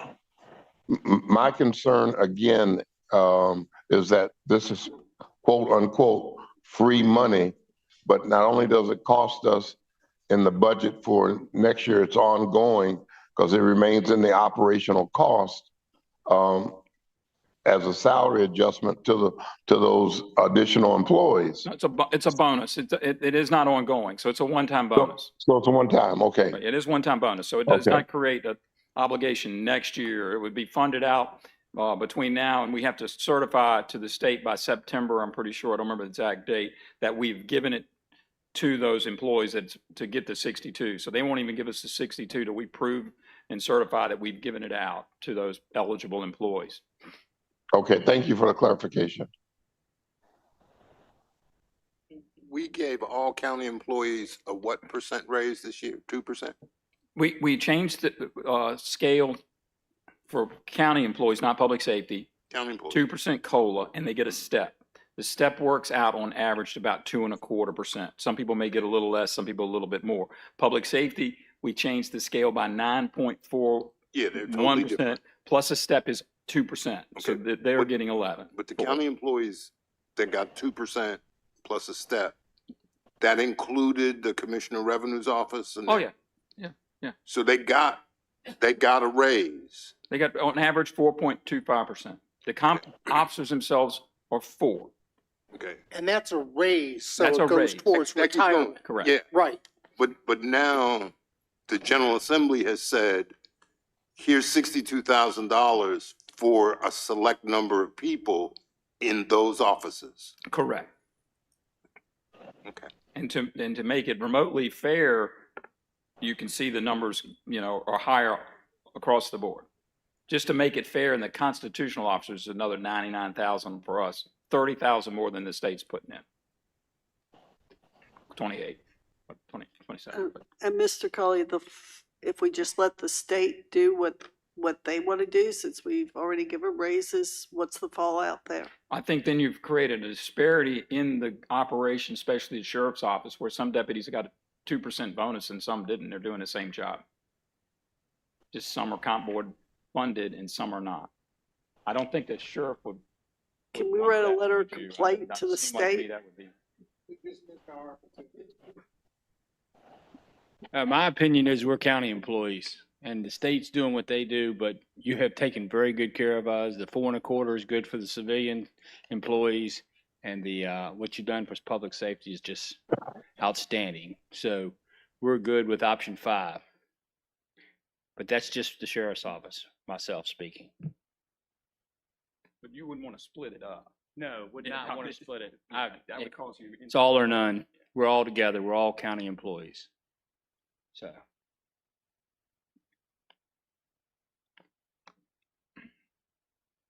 Yeah, I think we've taken care of, we've done our part. I think they did this just so they can feel good about it.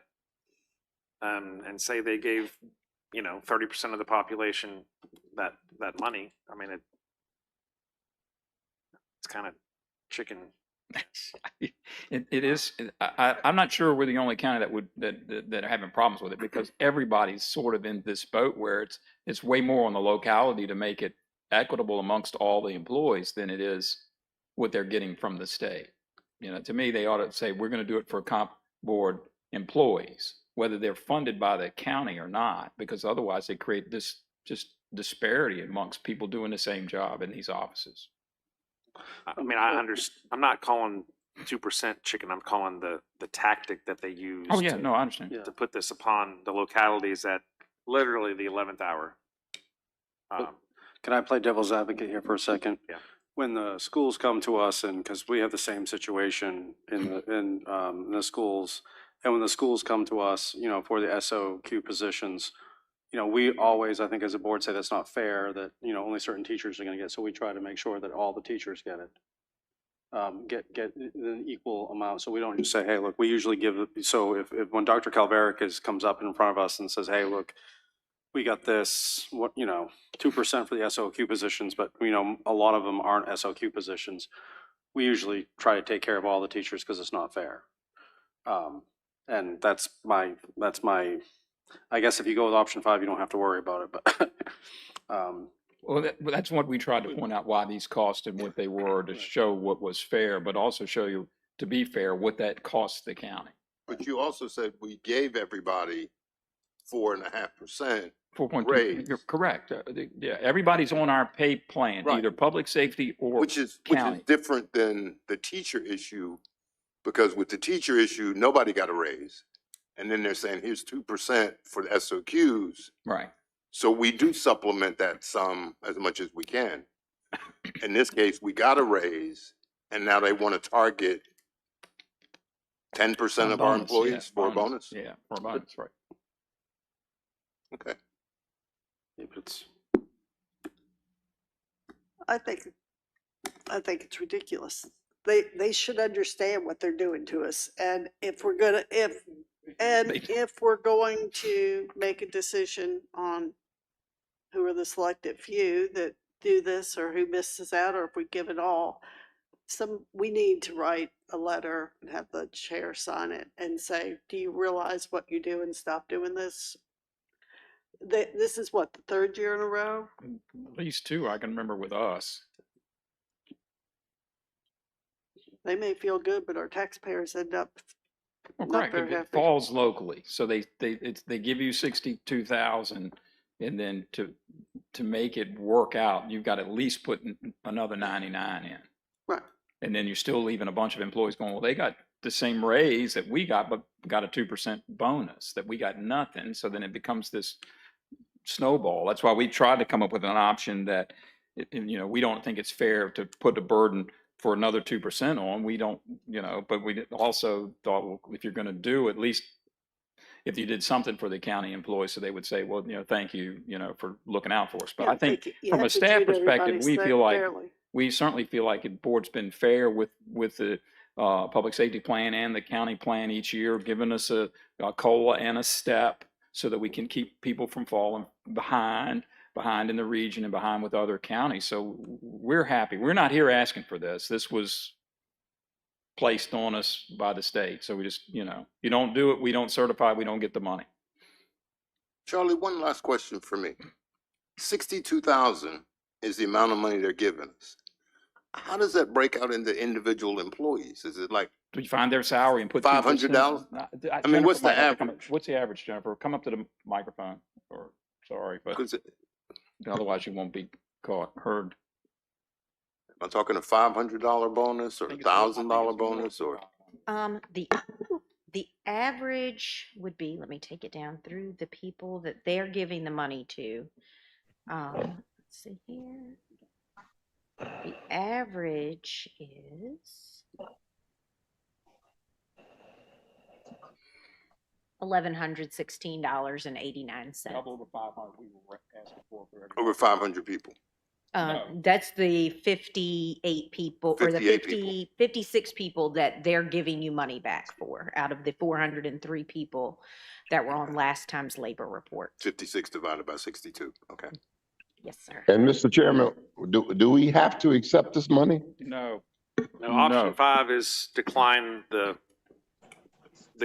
funding in lieu of what we've already done. Right. Well, I will make the motion that we adopt option 5. It's causing too much consternation. And we've, like I said, we've done an excellent job. So I will go ahead and make the motion that we adopt option 5. I just have a quick comment on that. I agree with Ms. Long as far as I think a letter needs to be sent. We can send this documentation. And that from needs the to, back. like, on the VACO, when we have the VACO regional, I'll bring this up because it's putting a burden. It's them being able to say, hey, we help the comp board people, but then the localities have to pay for it. It's just the same thing with the SOQ positions. It's really like, hey, we're giving you money for the schools, but we're not really like, you're going to have to do the burden of it. We're giving you 30% and you have to pay 70%.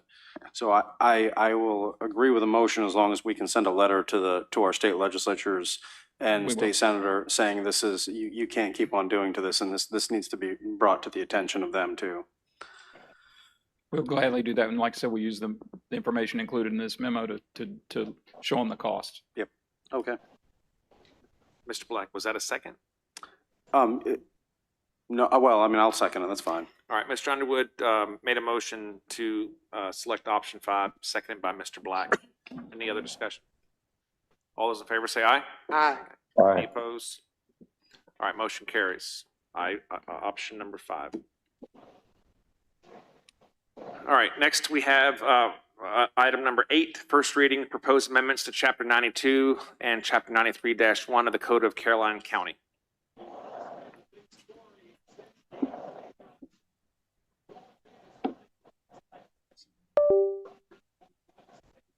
Okay. Yeah, absolutely. Good evening, Mr. Chairman, members of the board. The first reading of the proposed amendments to Chapter 92 Sewers and Chapters 93-1 Schedule of Fees and Levies of the Code of Caroline. The county's industrial pretreatment program currently accesses permit and program-related fees that were adopted by the Board of Supervisors following a public hearing in 2006. While these fees have been consistently administered, they were never formally incorporated into the county schedule of fees and levies. During a recent program review, the Virginia Department of Environmental Equality advised that the industrial pretreatment program fees should be formally included into the county schedule of fees and levies. Staff also identified several permitting and administrative activities for which no fees currently exist and is proposing additional fees to recover costs associated with permit administration, compliance review, inspections, and monitoring activities. The proposed amendments will incorporate existing industrial pretreatment program fees into Chapter 93-1, Schedule Fees and Levies, remove fees referenced from Chapter 92 and consolidate all utility-related fees within Chapter 93-1, establish new permit and administrative fees to support program administration and regulatory compliance. And the benefits addresses the DEQ recommendations and improves code consistency, increases transparency by consolidating utility fees into a single location, provides cost recovery for pretreatment program administration and compliance, and clarifies the authority for assessing and collecting industrial pretreatment program fees. A detailed report, cost analysis, and redline versions of Chapter 92 and 93-1 have been provided in the board packet. Staff recommends that the board accept the first reading and authorize the scheduling of the public hearing for consideration for the proposed amendments. With that, I'll be glad to answer any questions the board may have. I had one, and it's in your handout, and it looks like bills. Yes. I just didn't understand what these, were these for the amounts of the various nitrogen, phosphorus? Correct. That's how we came up with the cost to treat each one of those analytes. So this is a detailed breakdown of the cost that it does for us and being able to break that down by percentage from each one of our industrial users. So if we totaled up all the total year cost for every one of those, that's what we're currently spending a year to do that? So that's what we're spending to treat that amount. So not all of that comes from your industrial users. So there's different allocations that are sent for residential use, industrial use, and then you've got your industrial permittees. So the industrial permittees are the ones who are dumping additional load onto the county.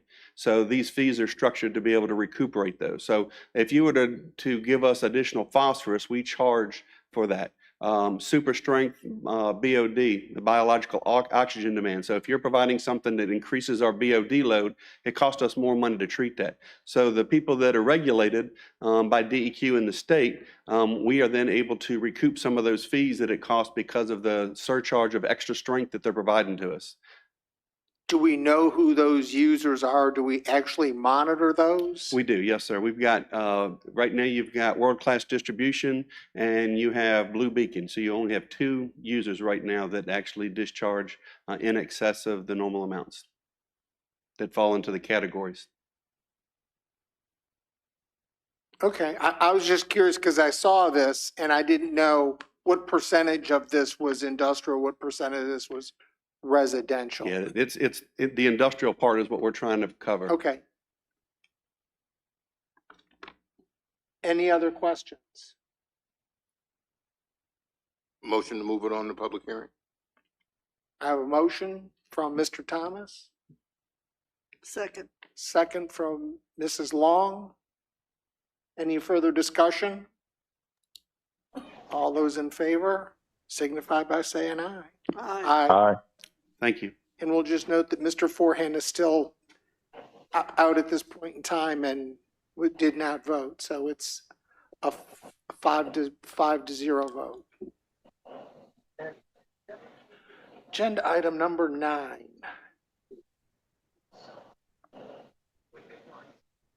Is this?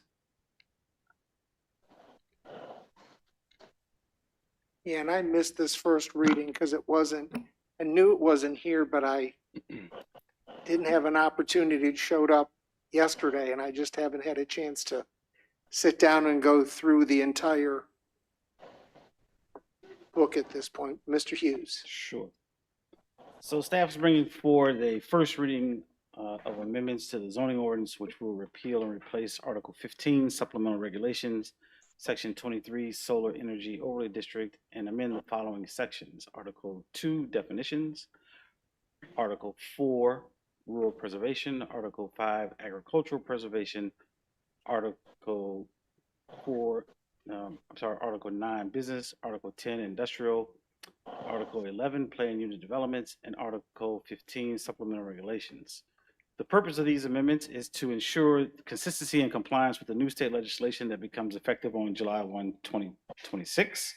The amendments address provisions related to solar, energy storage, utilities, power generation, storage, transmission, and distribution, including uses, structures, equipment, and devices.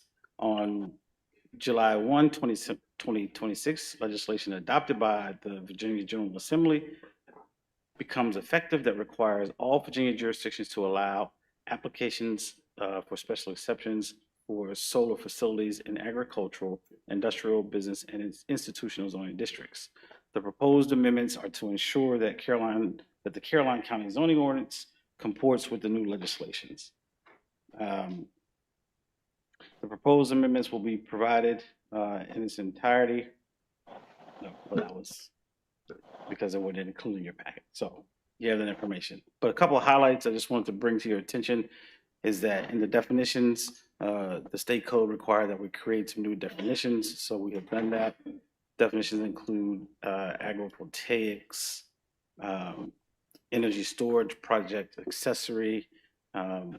We are removing our definition of major and minor solar energy project because of the change in the legislation now essentially says that anything that's 1 megawatt is a solar project. So there's no need to have a distinction of two types of solar projects. Others definitions, we will have a definition for small portable solar generation device, solar facility accessory, and a solar voltaic project. So those are the changes in the definitions. We are amending the rural preservation district, and as I noted, the other districts to include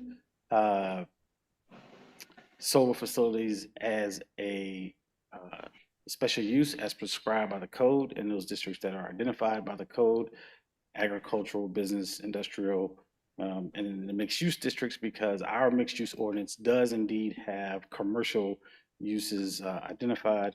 And so we've included that as well. So that would be in the PMUD districts, would include planned mixed use development, PIP, just planned industrial park, planned shopping center districts are noted as well. And then in Article 15,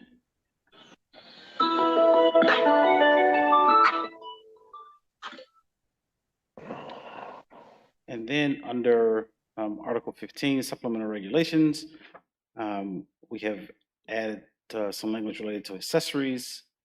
And then in section 23, which was our prior solar ordinance, we are bringing that ordinance back with changes that comport with the new state code.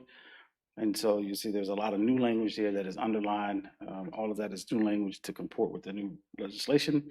And then at the end, before we get to the end, we've also added some language related to decommissioning of solar projects that comports with the code, because the code indeed does have some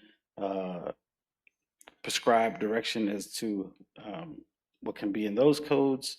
And then we have added a new section called energy storage facilities, and we have prescribed guidelines for the development of energy storage facilities within the county. And the reason that is important is because if the solar project is approved in the county, then energy storage facilities essentially become a accessory use to those as well. And so these provisions will address development of those projects in the county if they are approved. This new legislation does not mean that the county has to approve special exceptions.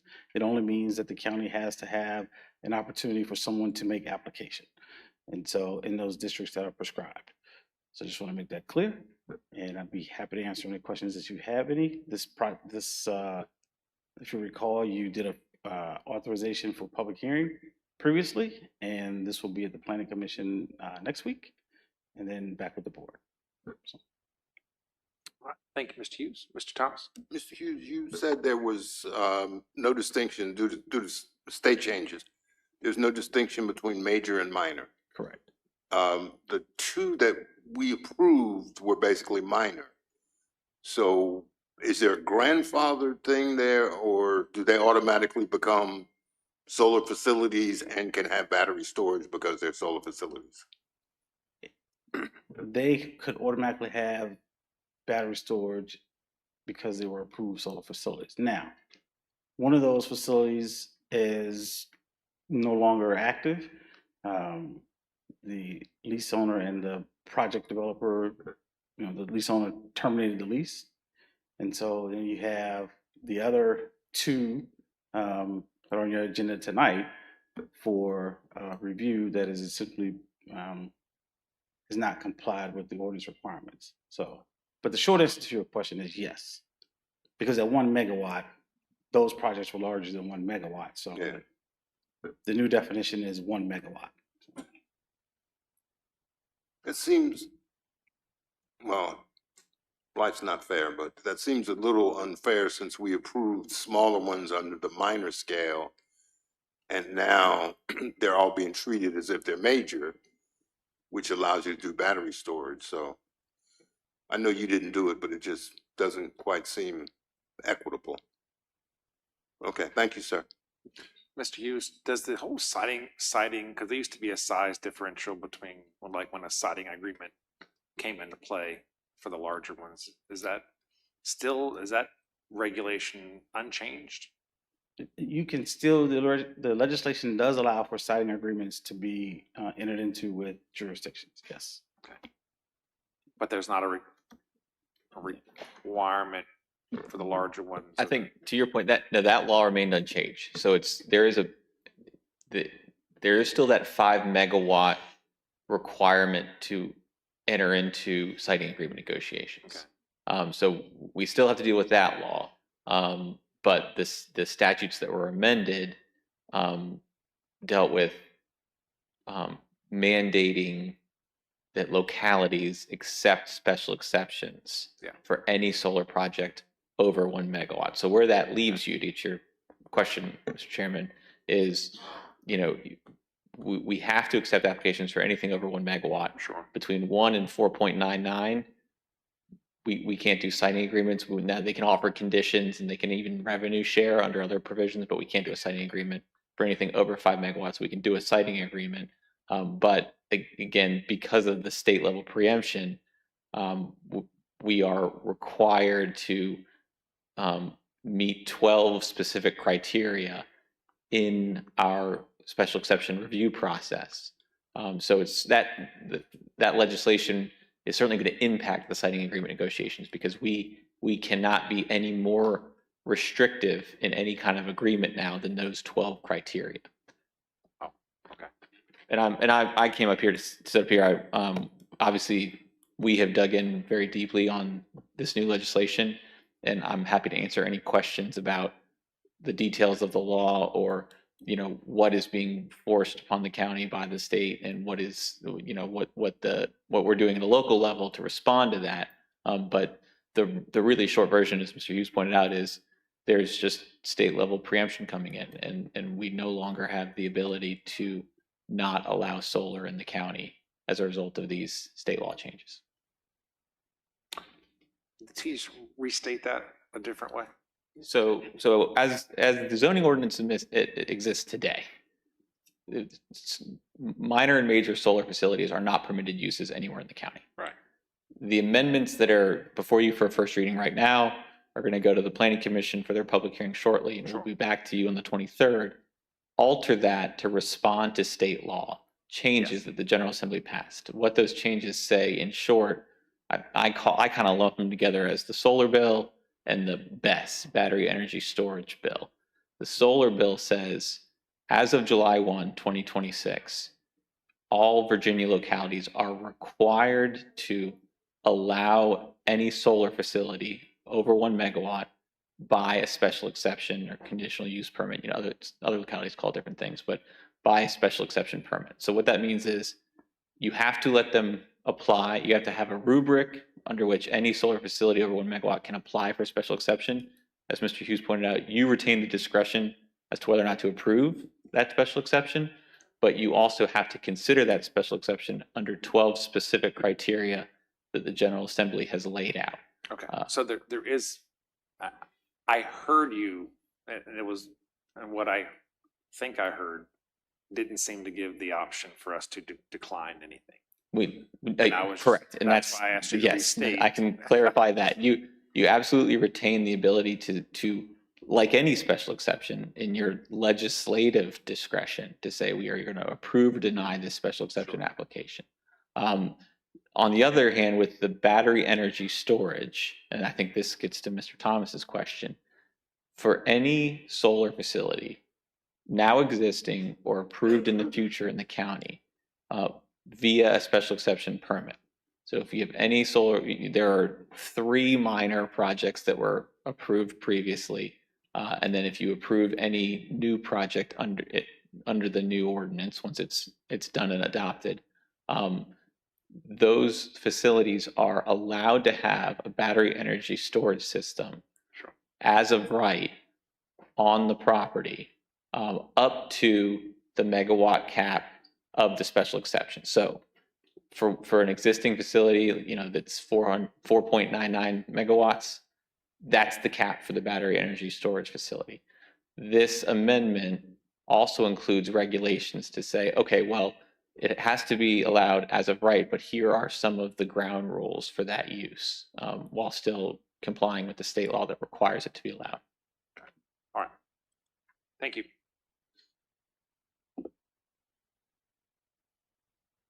All right, I guess what's our action at this point? Just the informational. Again, because of the condensed timeline, normally what you would do is what you just did with Mr. Schiebel, which is authorized public hearing. We had to have you authorize public hearing previously because we needed enough time to advertise twice. Yeah. So really, we're just trying to adhere to the board's rules of order, still give you the first reading, but you've already authorized public hearing. So this language will go to the Planning Commission. If the process is functioning as it typically does, you'll probably see some changes come out of the Planning Commission process from the language that's before you tonight, and then it will come to you on the 23rd for your public hearing on this language. But Mr. McKenzie, we actually have to act on this on the 23rd to be in compliance with the new state regulations. So that's a great question, Mr. Thomas, and the county retains the authority to amend its ordinance whenever it wants. Staff has worked very hard to try to get you this language that it's in place by July 1st. There is nothing with respect to the solar bill and the solar changes. There is nothing, irreparable that will happen if it is not adopted by July 1. But there is a possibility that the county will start receiving applications under the new state law and won't have its framework set up. So it will say, okay, there's an application in the pipeline now. You still have the authority to change the zoning ordinance while you have an application in the pipeline. But what we're trying to do is at least give the board the opportunity to get something in place before any of those applications come in, because the way the solar bills are written, the states have to allow this application. So we have to allow applications that are consistent with, that meet the criteria that the General Assembly has laid out in the solar bill. We have to start accepting those on July 1. Okay. Now, the one caveat I'll give you is on the battery energy storage piece. That's the piece that says that the battery energy storage systems have to be allowed on any special exception property. There is some enabling language in the bill that said those projects that are installed by that authorization are subject to the language of the zoning ordinance in effect as of July 1, 2026. That's what I So thought. we feel that there is a bit more of a time crunch to at least get the battery energy storage regulations in place to know that they'll apply to any future project. Because if we don't have our ordinance in place July 1 or July 2nd, when an application comes in, the application would be governed by the state, and not the county without regulations. the county Right. fleshing out how it wants to implement the state directives. Okay, Yes, thank sir. Don't go away, Mr. Hughes. I have a question Hi, Ms. real Long. quick, if I could. On the battery storage, and I know we've got to go to public hearing, that type of thing. Are we allowed to put requirements if we were to have an application?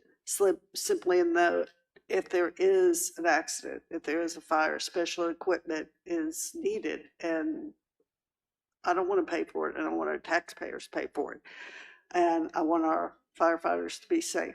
So is that part of the ordinance, or is that part of a condition, or Well, both? both. So we'll have some language in the ordinance, and then as a special exception, you can apply conditions as well. But just to clarify, you won't be getting any special exceptions just for a battery energy storage facility. They're only being required as of right when they are tacked on to approve solar special exceptions. So if you want to address them with conditions, it actually has to be in the solar application that you get, because there's not going to be an independent application for battery energy storage, which is why the county has, you'll see in the draft red line, adopted some regulations that apply to any accessory battery energy storage system, so that they're just in place whether or not they come through. But Mrs. Long, that raises a very good point, which is when you take these two new pieces of legislation together, the solar bill and the BESS bill, what they're really doing in a lot of ways is creating a new use that the county's prior solar ordinance didn't really even contemplate, which is every solar project that is approved by special exception has the ability to have a battery energy storage system on it. So when you are considering solar projects, you now have to keep in mind that even if that's not part of the application right now, it's something the property owner has the right to do at any point in the future. So it's in a lot of ways, it's a new use. Every solar application is actually a solar and battery energy storage application. And that's as a result of the state law, nothing that the county has done. And there's no language that could say solar only. So in other words, you could not say, hey, this is, we agree if you want to do if let's say you were going to agree to one, it wouldn't matter if you put the language in, it'd be solar only. That's what that BESS bill did, is that it said anytime you have an approved special exception for solar, you have to allow battery energy storage no matter what. And then the solar bill says you can enter into siting agreements, but they can't be more stringent than the criteria. So there's a lot, Supervisor Black, that's going to be worked out with this new language, by not just Caroline, but localities across Virginia about the mechanics of it. But the simple answer to your question right now is no, that anytime you approve solar now, the battery energy storage as a result of this new bill has to be allowed as an accessory by right use. Mr. McKinney, Yes. can they voluntarily proffer or condition that use out? I don't believe so, not right now. And that's the important thing there is we're just talking about special exceptions. So whether a proffer could be included as part of rezoning before the special exception, that's not an issue that we've looked at. But right now, the conditions, the way the General Assembly wrote the bill says that you have to apply these 12 criteria, and you can't do anything that's inconsistent with the criteria. So again, there's going to be some testing of what all that language means, but I think you may be subject to challenge if you say, Well, I'm thinking more from a landowner perspective. I want to lease 100 acres of my 300 acres to create a solar facility, but I have no interest in housing batteries on that 100 acres because I'm concerned with what could happen if one of them were to catch fire. Could an owner have that agreement with the solar facility and they say, you know what? We only want solar anyway, so we're gonna condition this out so that it's not even under consideration. The owner could do that. And you know, the private agreements, the lease agreements, whatever they are not addressed in this language. It's the locality that's being restrained as a result of this bill.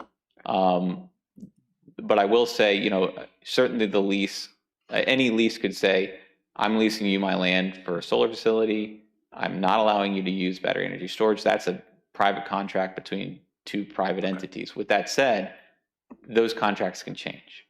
And if there's no way for the county to memorialize that private agreement into its zoning through the special exception in a way that would avoid that change. So if in 10 years they decide to allow it, this battery energy storage bill says we have to let it occur as an accessory by right use. Is the placement of battery storage one of the 12 criteria of citing the solar facility in the first place? No, that is not one of, now there are conditions about setbacks and buffers generally for anything on the solar facility, but not the specific battery energy storage.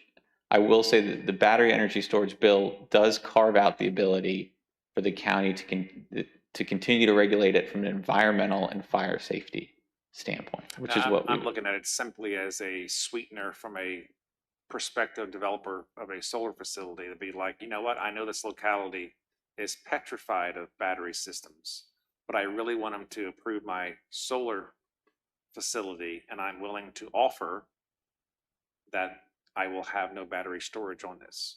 That's where the perspective I'm looking at this point. Yes, and interestingly enough, even if the county and the applicant were aligned on that, this legislation would present some serious obstacles to putting that into place.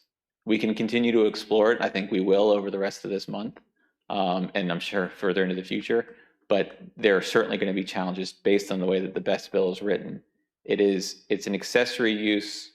It's to be treated like an accessory use, but only and this is getting into a little bit more the legal esoteric bit, but you know, there is really no such thing as a by right accessory use. Accessory is supposed to be subordinate and incidental to your principal use. So if you have a house and you want to build a shed, that's typical, it's subordinate, it's incidental, and the zoning ordinance allows you to do that without having to go through any additional review process. That's the whole point. What this new battery energy storage bill has done is it's called an accessory use, but really it's a mandated by right use. What's happening is anytime you have a solar project, you have to allow battery energy storage, and there's the only thing you can regulate are those environmental and fire safety precautions. So it's a pretty significant preemption of local authority on that subject. An expansion of the term accessory use.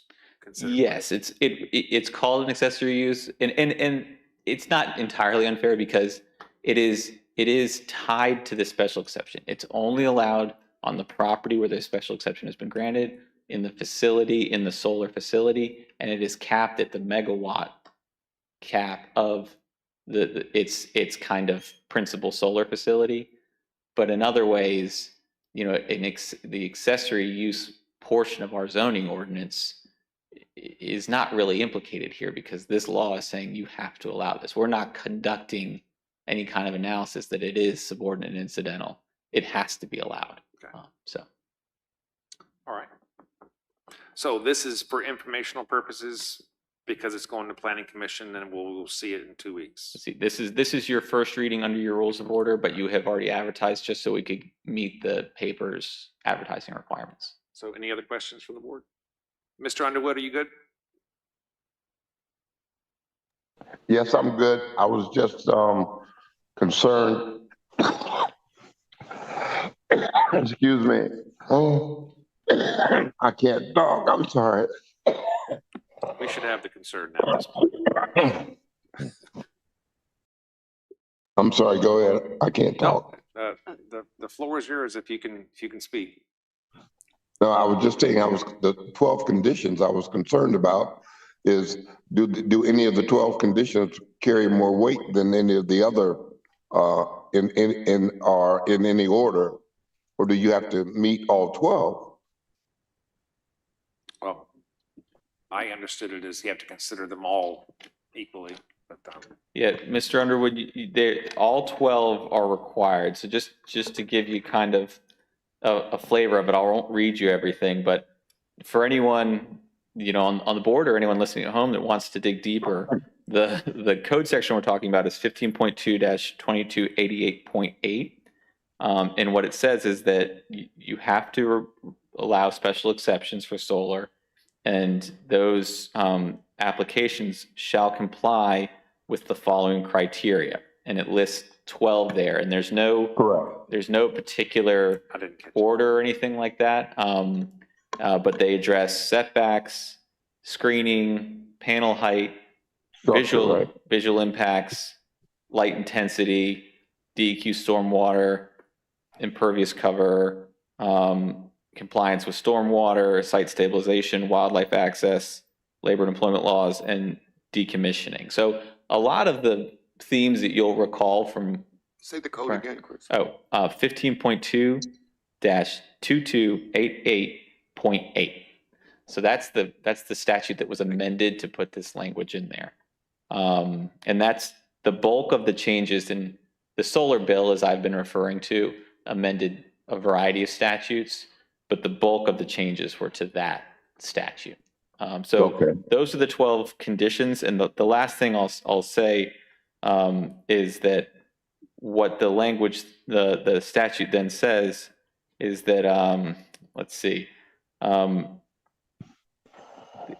the kind of enabling language, it says it's going to apply to any solar project 1 megawatt or more for which an application for local approval is filed on or after July 1, 2026. So what that ties into our prior discussion, says we don't have to have the ordinance in place by July 1, but these 12 criteria and the mandate that we have to accept special exception applications consistent with them starts on July 1. And then the statute goes on, or the bill goes on to say, any such project shall not be governed by any local ordinance inconsistent with this act. And that is really, frankly, where the rubber is going to meet the road, as both Carolina and every other locality in Virginia is drafting ordinances to respond to this. What we've been told by the General Assembly is basically, here are the 12 criteria that any application must comply with, and we can't adopt any ordinance that's inconsistent with those 12 criteria. With so those 12, the $1 million question, or however much, is going to be, well, what happens when you have additional criteria? Are they inconsistent, or are they just additional? And that's what we're going to be working through as we review the ordinance amendments with you. Okay, thank you. Ms. Long? Is there a similar piece of paper for battery storage that comes around? I mean, Chief Loftus will tell you, we don't have the equipment. That's a whole different ballgame. Is there anything in there that would protect us or provide the equipment and the training that we would need to keep our citizens safe and our first responders safe? Yeah, we've drafted language in the battery storage section of the ordinance that will require training, it will require emergency plans. So there is language in there, and the chief has looked at the language and is continuing to look at it and provide, additional comments. So. And it can be paid for by the applicant and not by the citizens of Caroline as a condition? I will leave that question. We're not putting any condition. That's the tricky bit. And again, this is going to be, for lack of a better term, the growing pains as we work through a pretty big shift in the law from the state and implementing it locally. But there aren't going to be, we have to do the conditions in the solar applications we get, because battery energy happens by right as soon as you approve a solar application.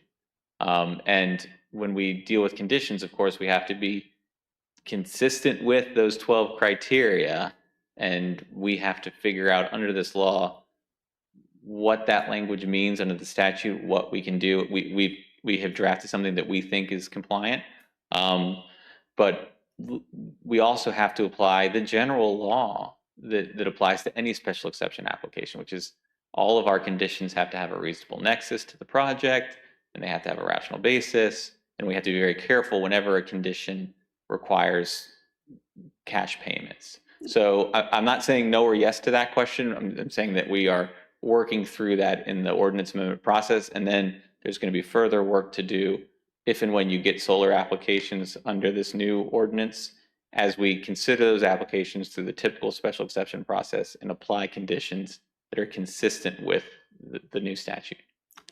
That's fine. I just wanted you to know that I don't expect the citizens of Caroline to have to pay for a solar operator or a storage unit's profit, that they should buy their own equipment and protect the county. So that's just where I'm coming from on that. Understood. All righty. Well, thank you both.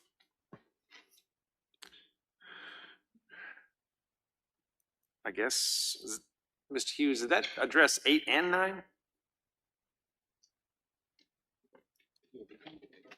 Okay, y'all did 8, now I had to step outside. Okay, perfect. I like that. I'm gonna step outside again. Yeah, you'll be done. All right, item number 10. Review of special exception conditions for SPX 07-2021.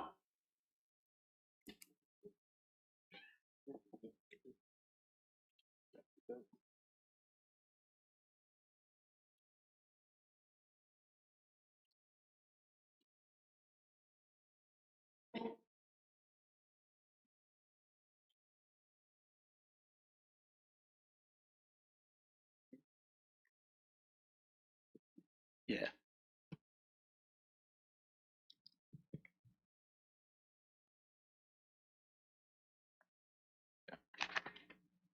Thank you. So, Mr. Chair, members of the board,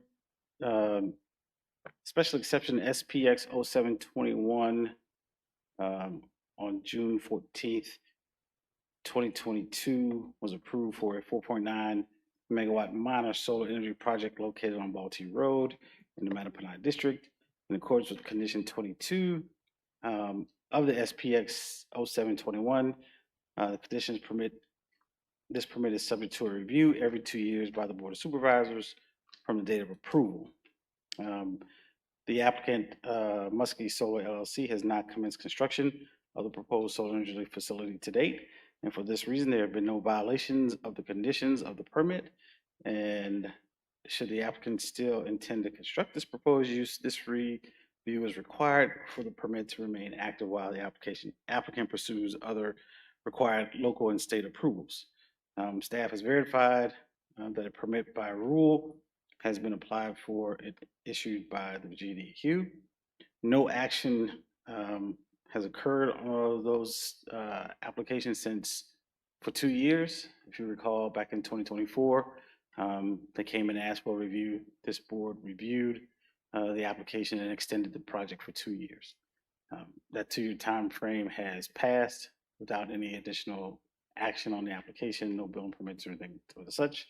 And such, in accordance with our code, then the application is void. And so this is essentially bringing this to your attention for review in accordance with the conditions of the SCP. And the zoning administrator will ultimately have to make a determination that the application is void and kind of move forward there. So this is really kind of an informational item to put on record to serve as your review of the application in accordance with that condition number 22. But like I said, in accordance with our ordinance, the applicant has not progressed or taken any action on the application. And so the application is simply void.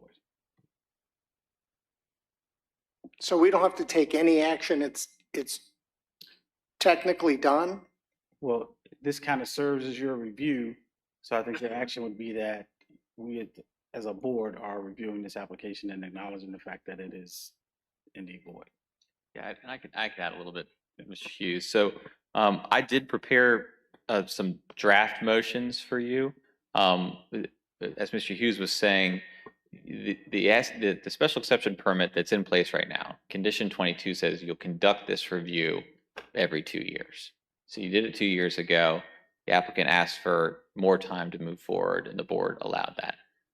We've reached this point. You're conducting the review again, and to bring you the most fulsome information, the staff has looked at this, and based on staff's review, nothing has commenced on this project since it was approved more than 4 years ago. So there are two zoning ordinance sections that are applicable here, and really just to give you kind of a broader context, so as not to confuse things. Sometimes special exceptions will come before you for compliance issues. There's conditions like the ones we were talking about, and those conditions are not being complied with. And so the board has the ability under the law to conduct a public hearing, and if it finds that those conditions haven't been complied with, the conditions in the special exception, it can revoke that special exception permit. That's not what's happening here. What's happening here is that under the board's zoning ordinance, there are a couple provisions that say if you don't commence the use within a set period of time, the permit voids automatically.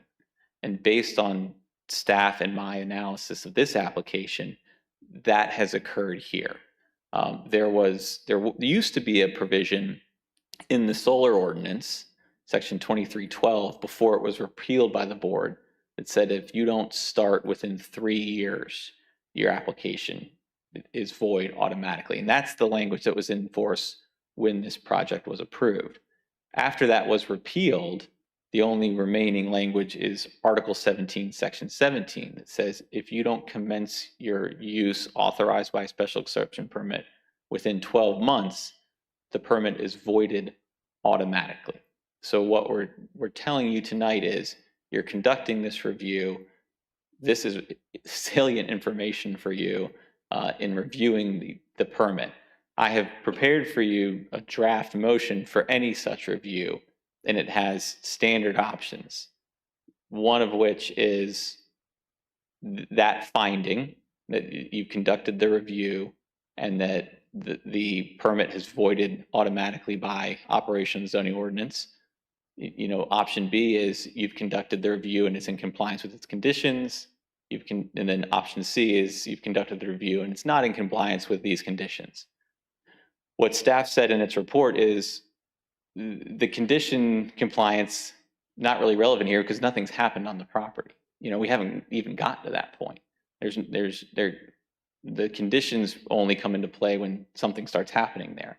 So the only condition that's really relevant is the condition that requires you to conduct this review every 2 years. But the ordinance, the zoning ordinance as it exists to every project, is coming into play here. So if you so choose, you can make that finding. You can say we've conducted our review and we found we agree with staff that this is void. But ultimately, under the zoning ordinance, it's the zoning administrator who administers and enforces the zoning ordinance. So it's going to be up to the zoning administrator to issue a determination to this effect. But it's certainly, it's up to the board as to whether it wants to make a motion and make that finding as well, or just leave it to the zoning administrator. Have we, if I may, Mr. Chair, have we communicated any of this information to the property owner?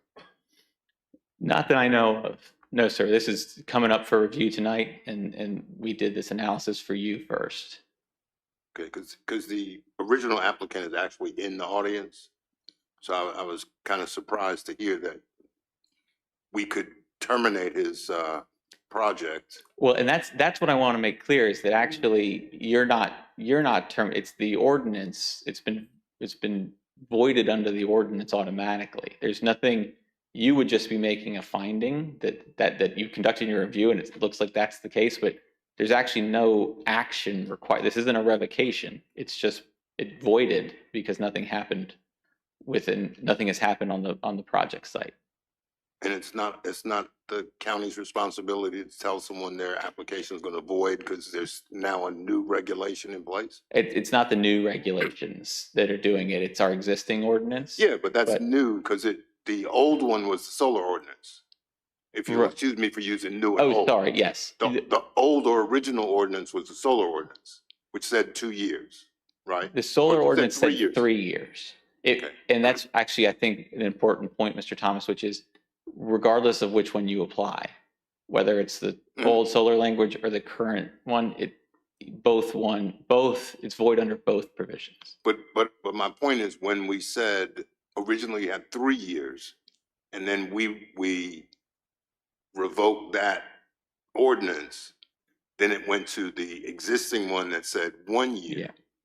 1 year from the original time, or 1 year from when the ordinance got revoked, or? They're both pegged from the date of approval, which was June 2022. So it's been 4 years.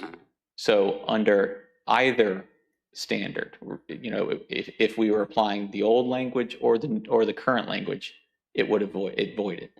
And that's, I think, one of the benefits of having waited for 4 years is that either way, this is void under the ordinance based on my analysis.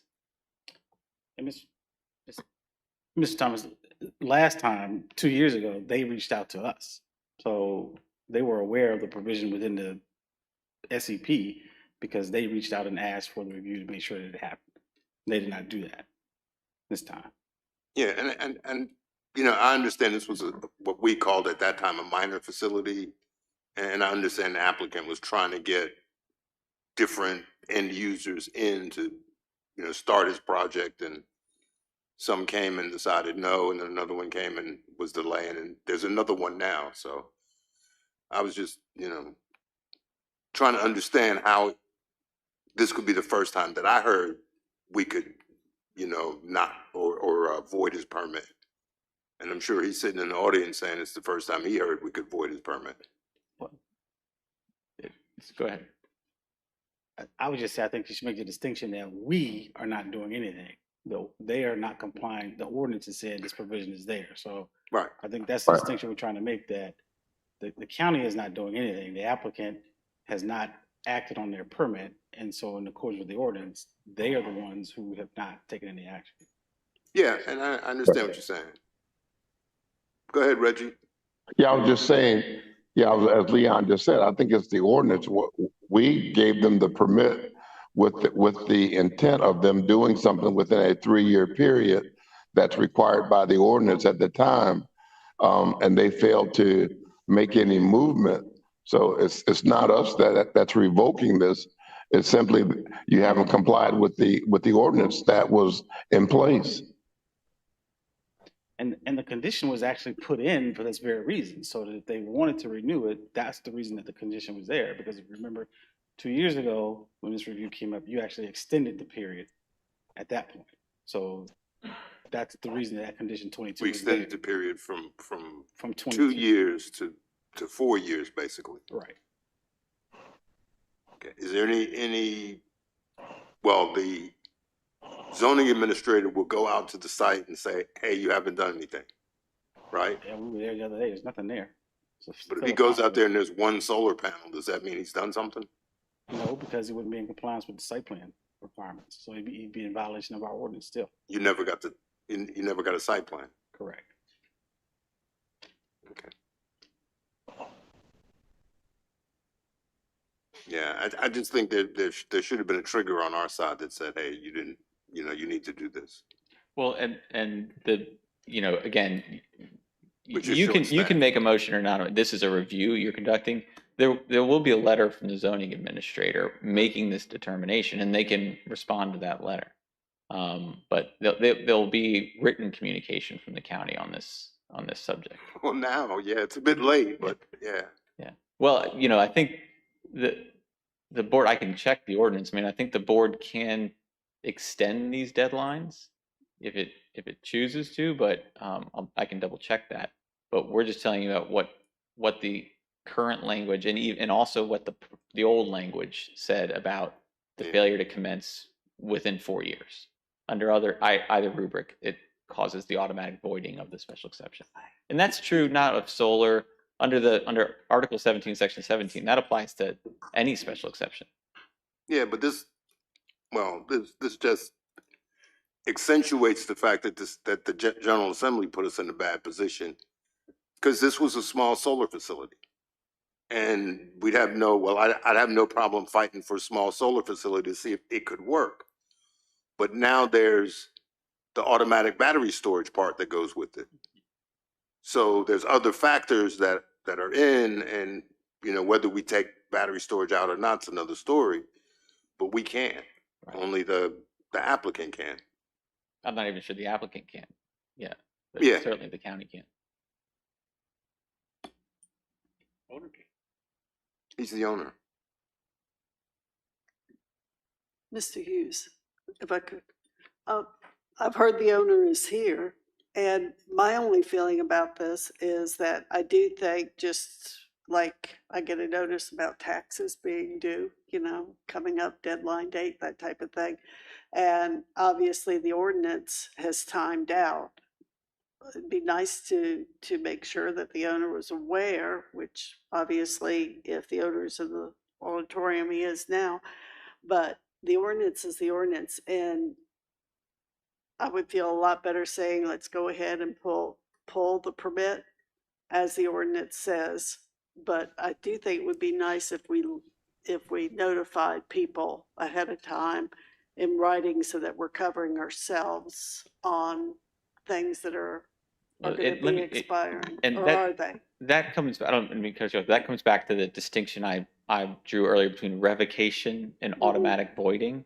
If the board wanted to revoke a special exception permit, it would need to conduct a public hearing on that. And we do the same notice of that. There'd be advertisements, but that's not what's happening here. It's just the law is operating.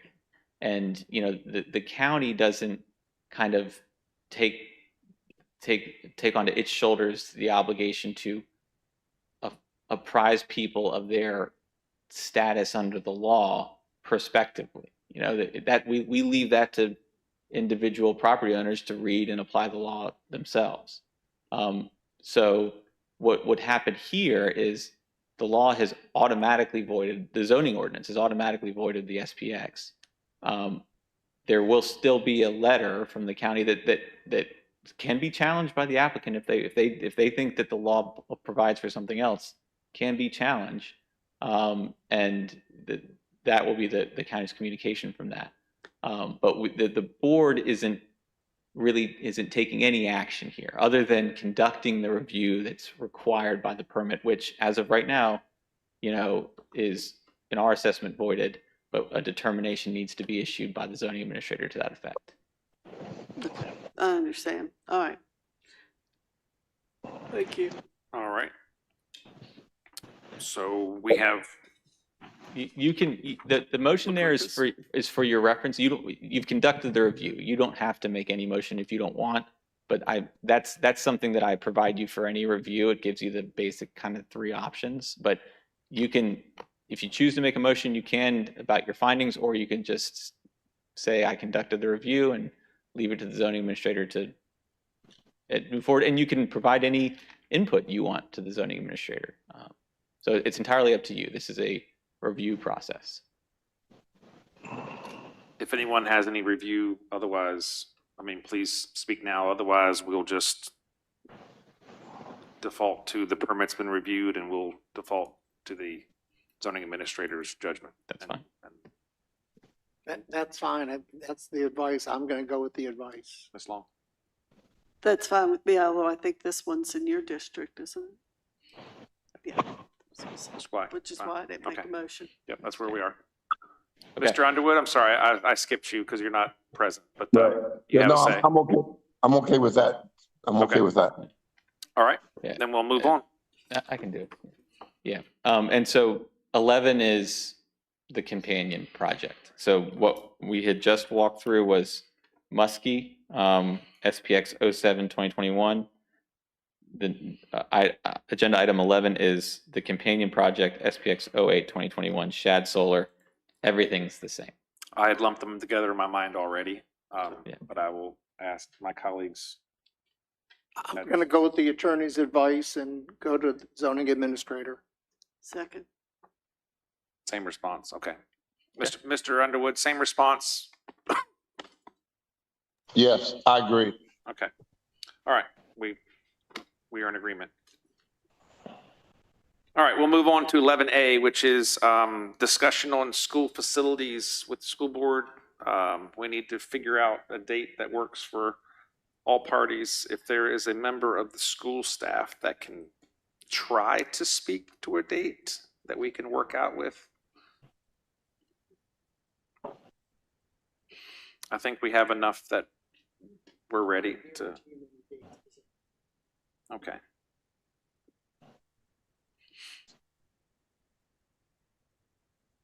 The intent was or is to have a work session where we address our commissioner revenue has some items for our board, and then we would like to speak specifically to facilities with the school board. Okay. Thank you, Chair Forehand, Vice Chair Seeley, members of the board. Based on that information, we do have several dates that appear to be available from the school's perspective. Okay. So we're looking at the potential for, let's see, the June 14th, 15th, 21st, 22nd. Hold on, slow down just a second. Okay. Can you say Sure. June 14th? 15th. Oh, I'm sorry. July. Apologies. Okay. All right. Let's start over again. Let's start. All right, let's start over a second. All right. All right, hold on. Let's July see. 14th, 15th. 14th, 15th, 21st, 22nd, 23rd, 29th, 30th, and 31st. Okay. Is Mr. Bassoon, are you here? Would you mind stepping up as well? All right. Thank you, Mr. Fortune. Thank you. We're going to try to. I'm sorry. Actually, I don't know. Probably Mr. Bassoon. Actually, let's get schools in and out. Any of those dates work for us except for the 15th of July. Okay, let's scratch the 15th as an option, and we still have 7 other days that are possibilities. I don't know the days of the weeks these are. Let's see. Okay, 14th is a Tuesday, 21st is a Tuesday, 22nd.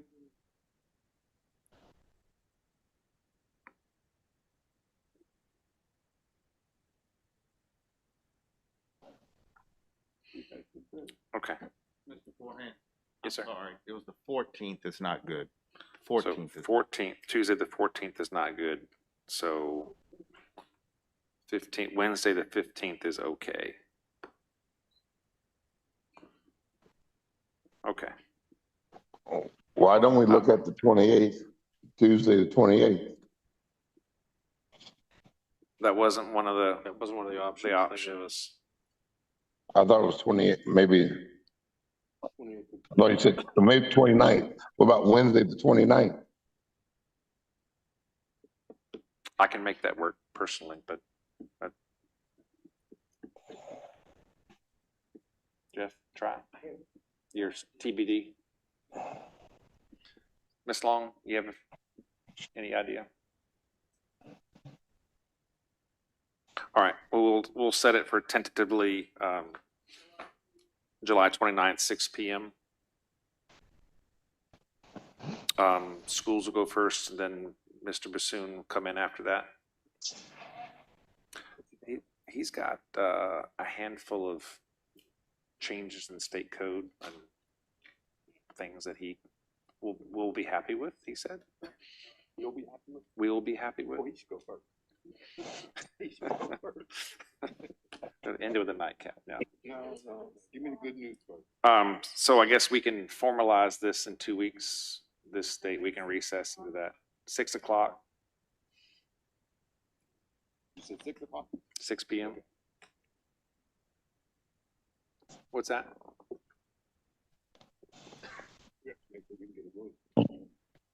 You'll pre-eat the meeting, Pam's on vacation. So we should, Pam's on vacation the last 2 weeks of July every year since I've been here. Oh, that's right. Will everybody else take minutes? Or record it, or what?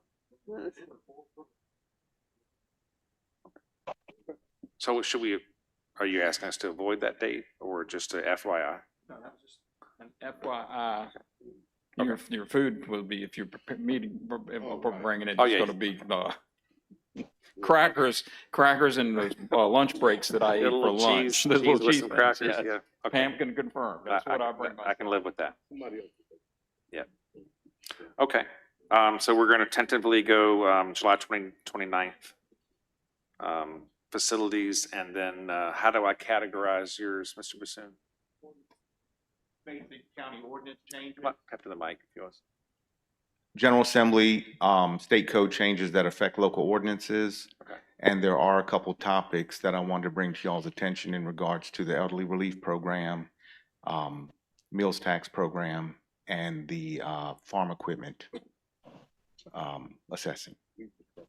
Okay. Yeah, and a lot of this has been asked by members to me to provide information.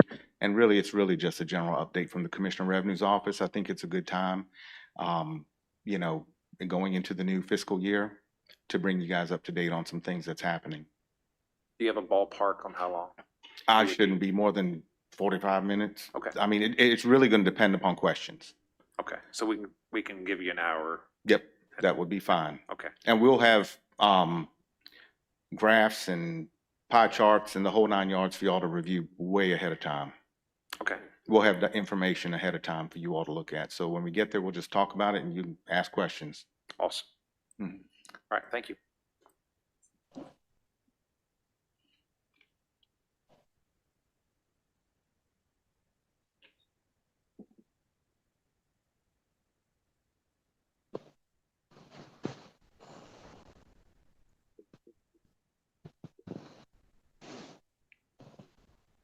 Yeah. Yeah, exactly. Yeah. All right, with that, informational calendar, Mr. Cully?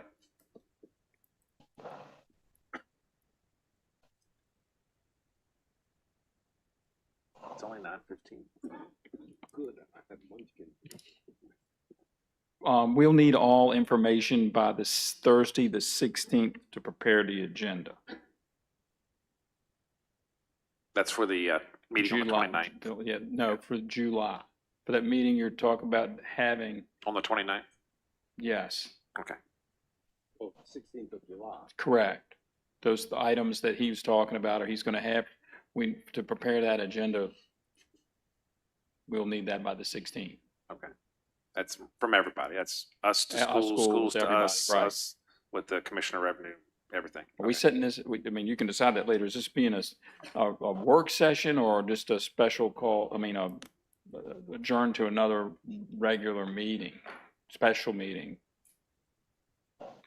Is it in here? Is it in the EOC? I would say EOC. Well, I know normally with the school board, that's where that works. Yeah, I would say EOC, making it a work session. It's fine with me.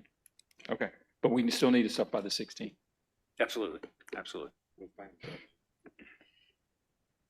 All right. We have, as mentioned earlier, the county fair starting on the 17th, running through the 20th. 2 o'clock, we do have the VACO Region 6 and 7 meeting. I think that's, and Mrs. Long is gonna ride with Alan and I to that in Ruckersville or out that way. Anybody else wants to join, let us know. We are closed for Juneteenth on Friday, the 19th. Our next board meeting has been mentioned is the 23rd. We are closed July 3rd because July 4th is Saturday. So we always get the holiday prior, if it's on Saturday, or we'd be off Monday if it was on Sunday. We have no meeting scheduled until now. We'll recess to the 29th at 6 o'clock. So we'll add that to the calendar, but that's all we have so far for July. Heat and humidity. Mr. Cully, water permit hearing is the 23rd still? Still the 23rd, starts at 9 in the morning. We don't know exactly what time will happen during that time at Fort Monroe. Okay. We'll update you with anybody that wants to go. Yeah, yes. What date is it? The date of our next meeting. They always meet on that fourth Tuesday. That's their standing meeting. So if you're a teacher, you can attend, right? I wish I could. You said yes? No, I cannot. Okay, you said yes, I didn't hear you. No, I did not. I said no. All right. I really promise. All right, we have 3 closed session items, so those, we want to do closing board comments. So Mr. Underwood, you want to close us out with comments? No, Mr. Chairman, I have none. Thank you. Okay, Ms. Long, See you at the fair. Mr. Seelig? I have none. I have none. Mr. Thomas? I'm going to be here on the 16th, next Tuesday at 7 o'clock, EOC room 2.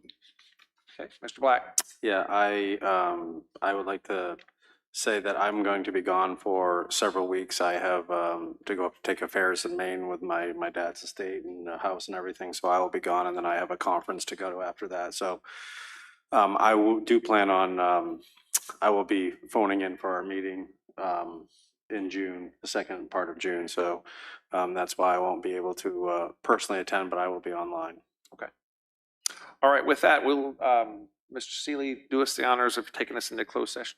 Mr. Chairman, I move this board convening closed meeting pursuant to the prospective business investment of public funds, legal counsel, and contract exemptions from section 2.2-3711.A.5.A.6 and .A.8 and A29 of the Code of Virginia to discuss the potential expansion of an existing business and a roadway improvement project in the Reedy Church District, as well as grant and development agreements relating thereto, about which no previous public announcement has been made and where discussion in open session would adversely affect the financial interest and bargaining position of the county, and the litigation exemption of section 2.2-3711.A.7 of the Code of Virginia for updates on pending APA appeal involving the county and DEQ and tax collection pursuit in Port Royal District, where such consultation and open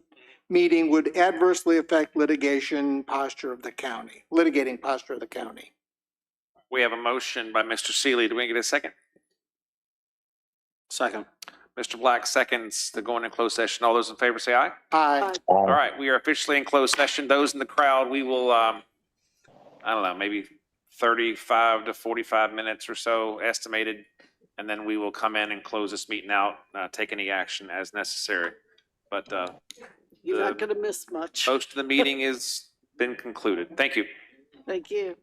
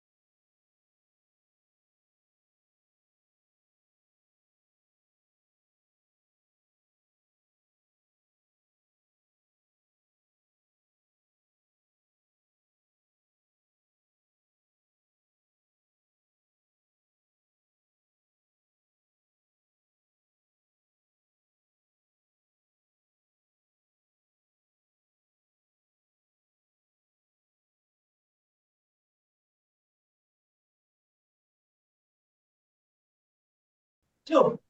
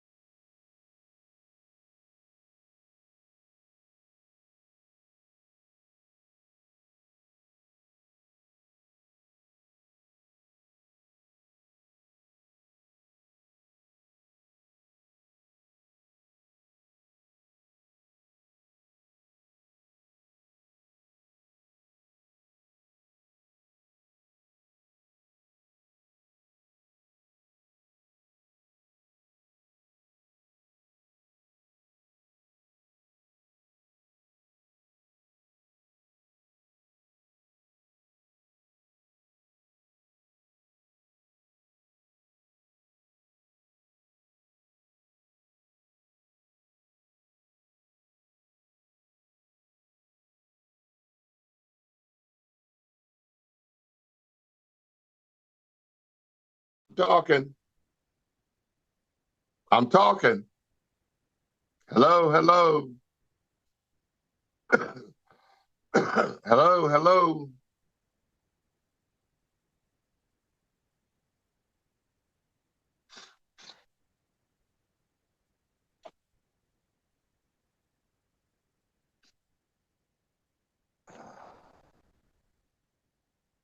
I'm still here. Yep. Certified to the best of each board member's knowledge, only public business matters lawfully exempt. Are we on recording? Exempt from open meeting requirements by Virginia law were discussed in closed meeting to which this certification applies, and only such business matters as were identified in the motion convening the closed meeting were heard, discussed, or considered by the board. Second. All right, we have a motion and a second to come out of closed session. All those in favor say aye. Aye. Hi. All right, we are out of closed session, and we need to certify that only approved business matters exempted from the laws were discussed.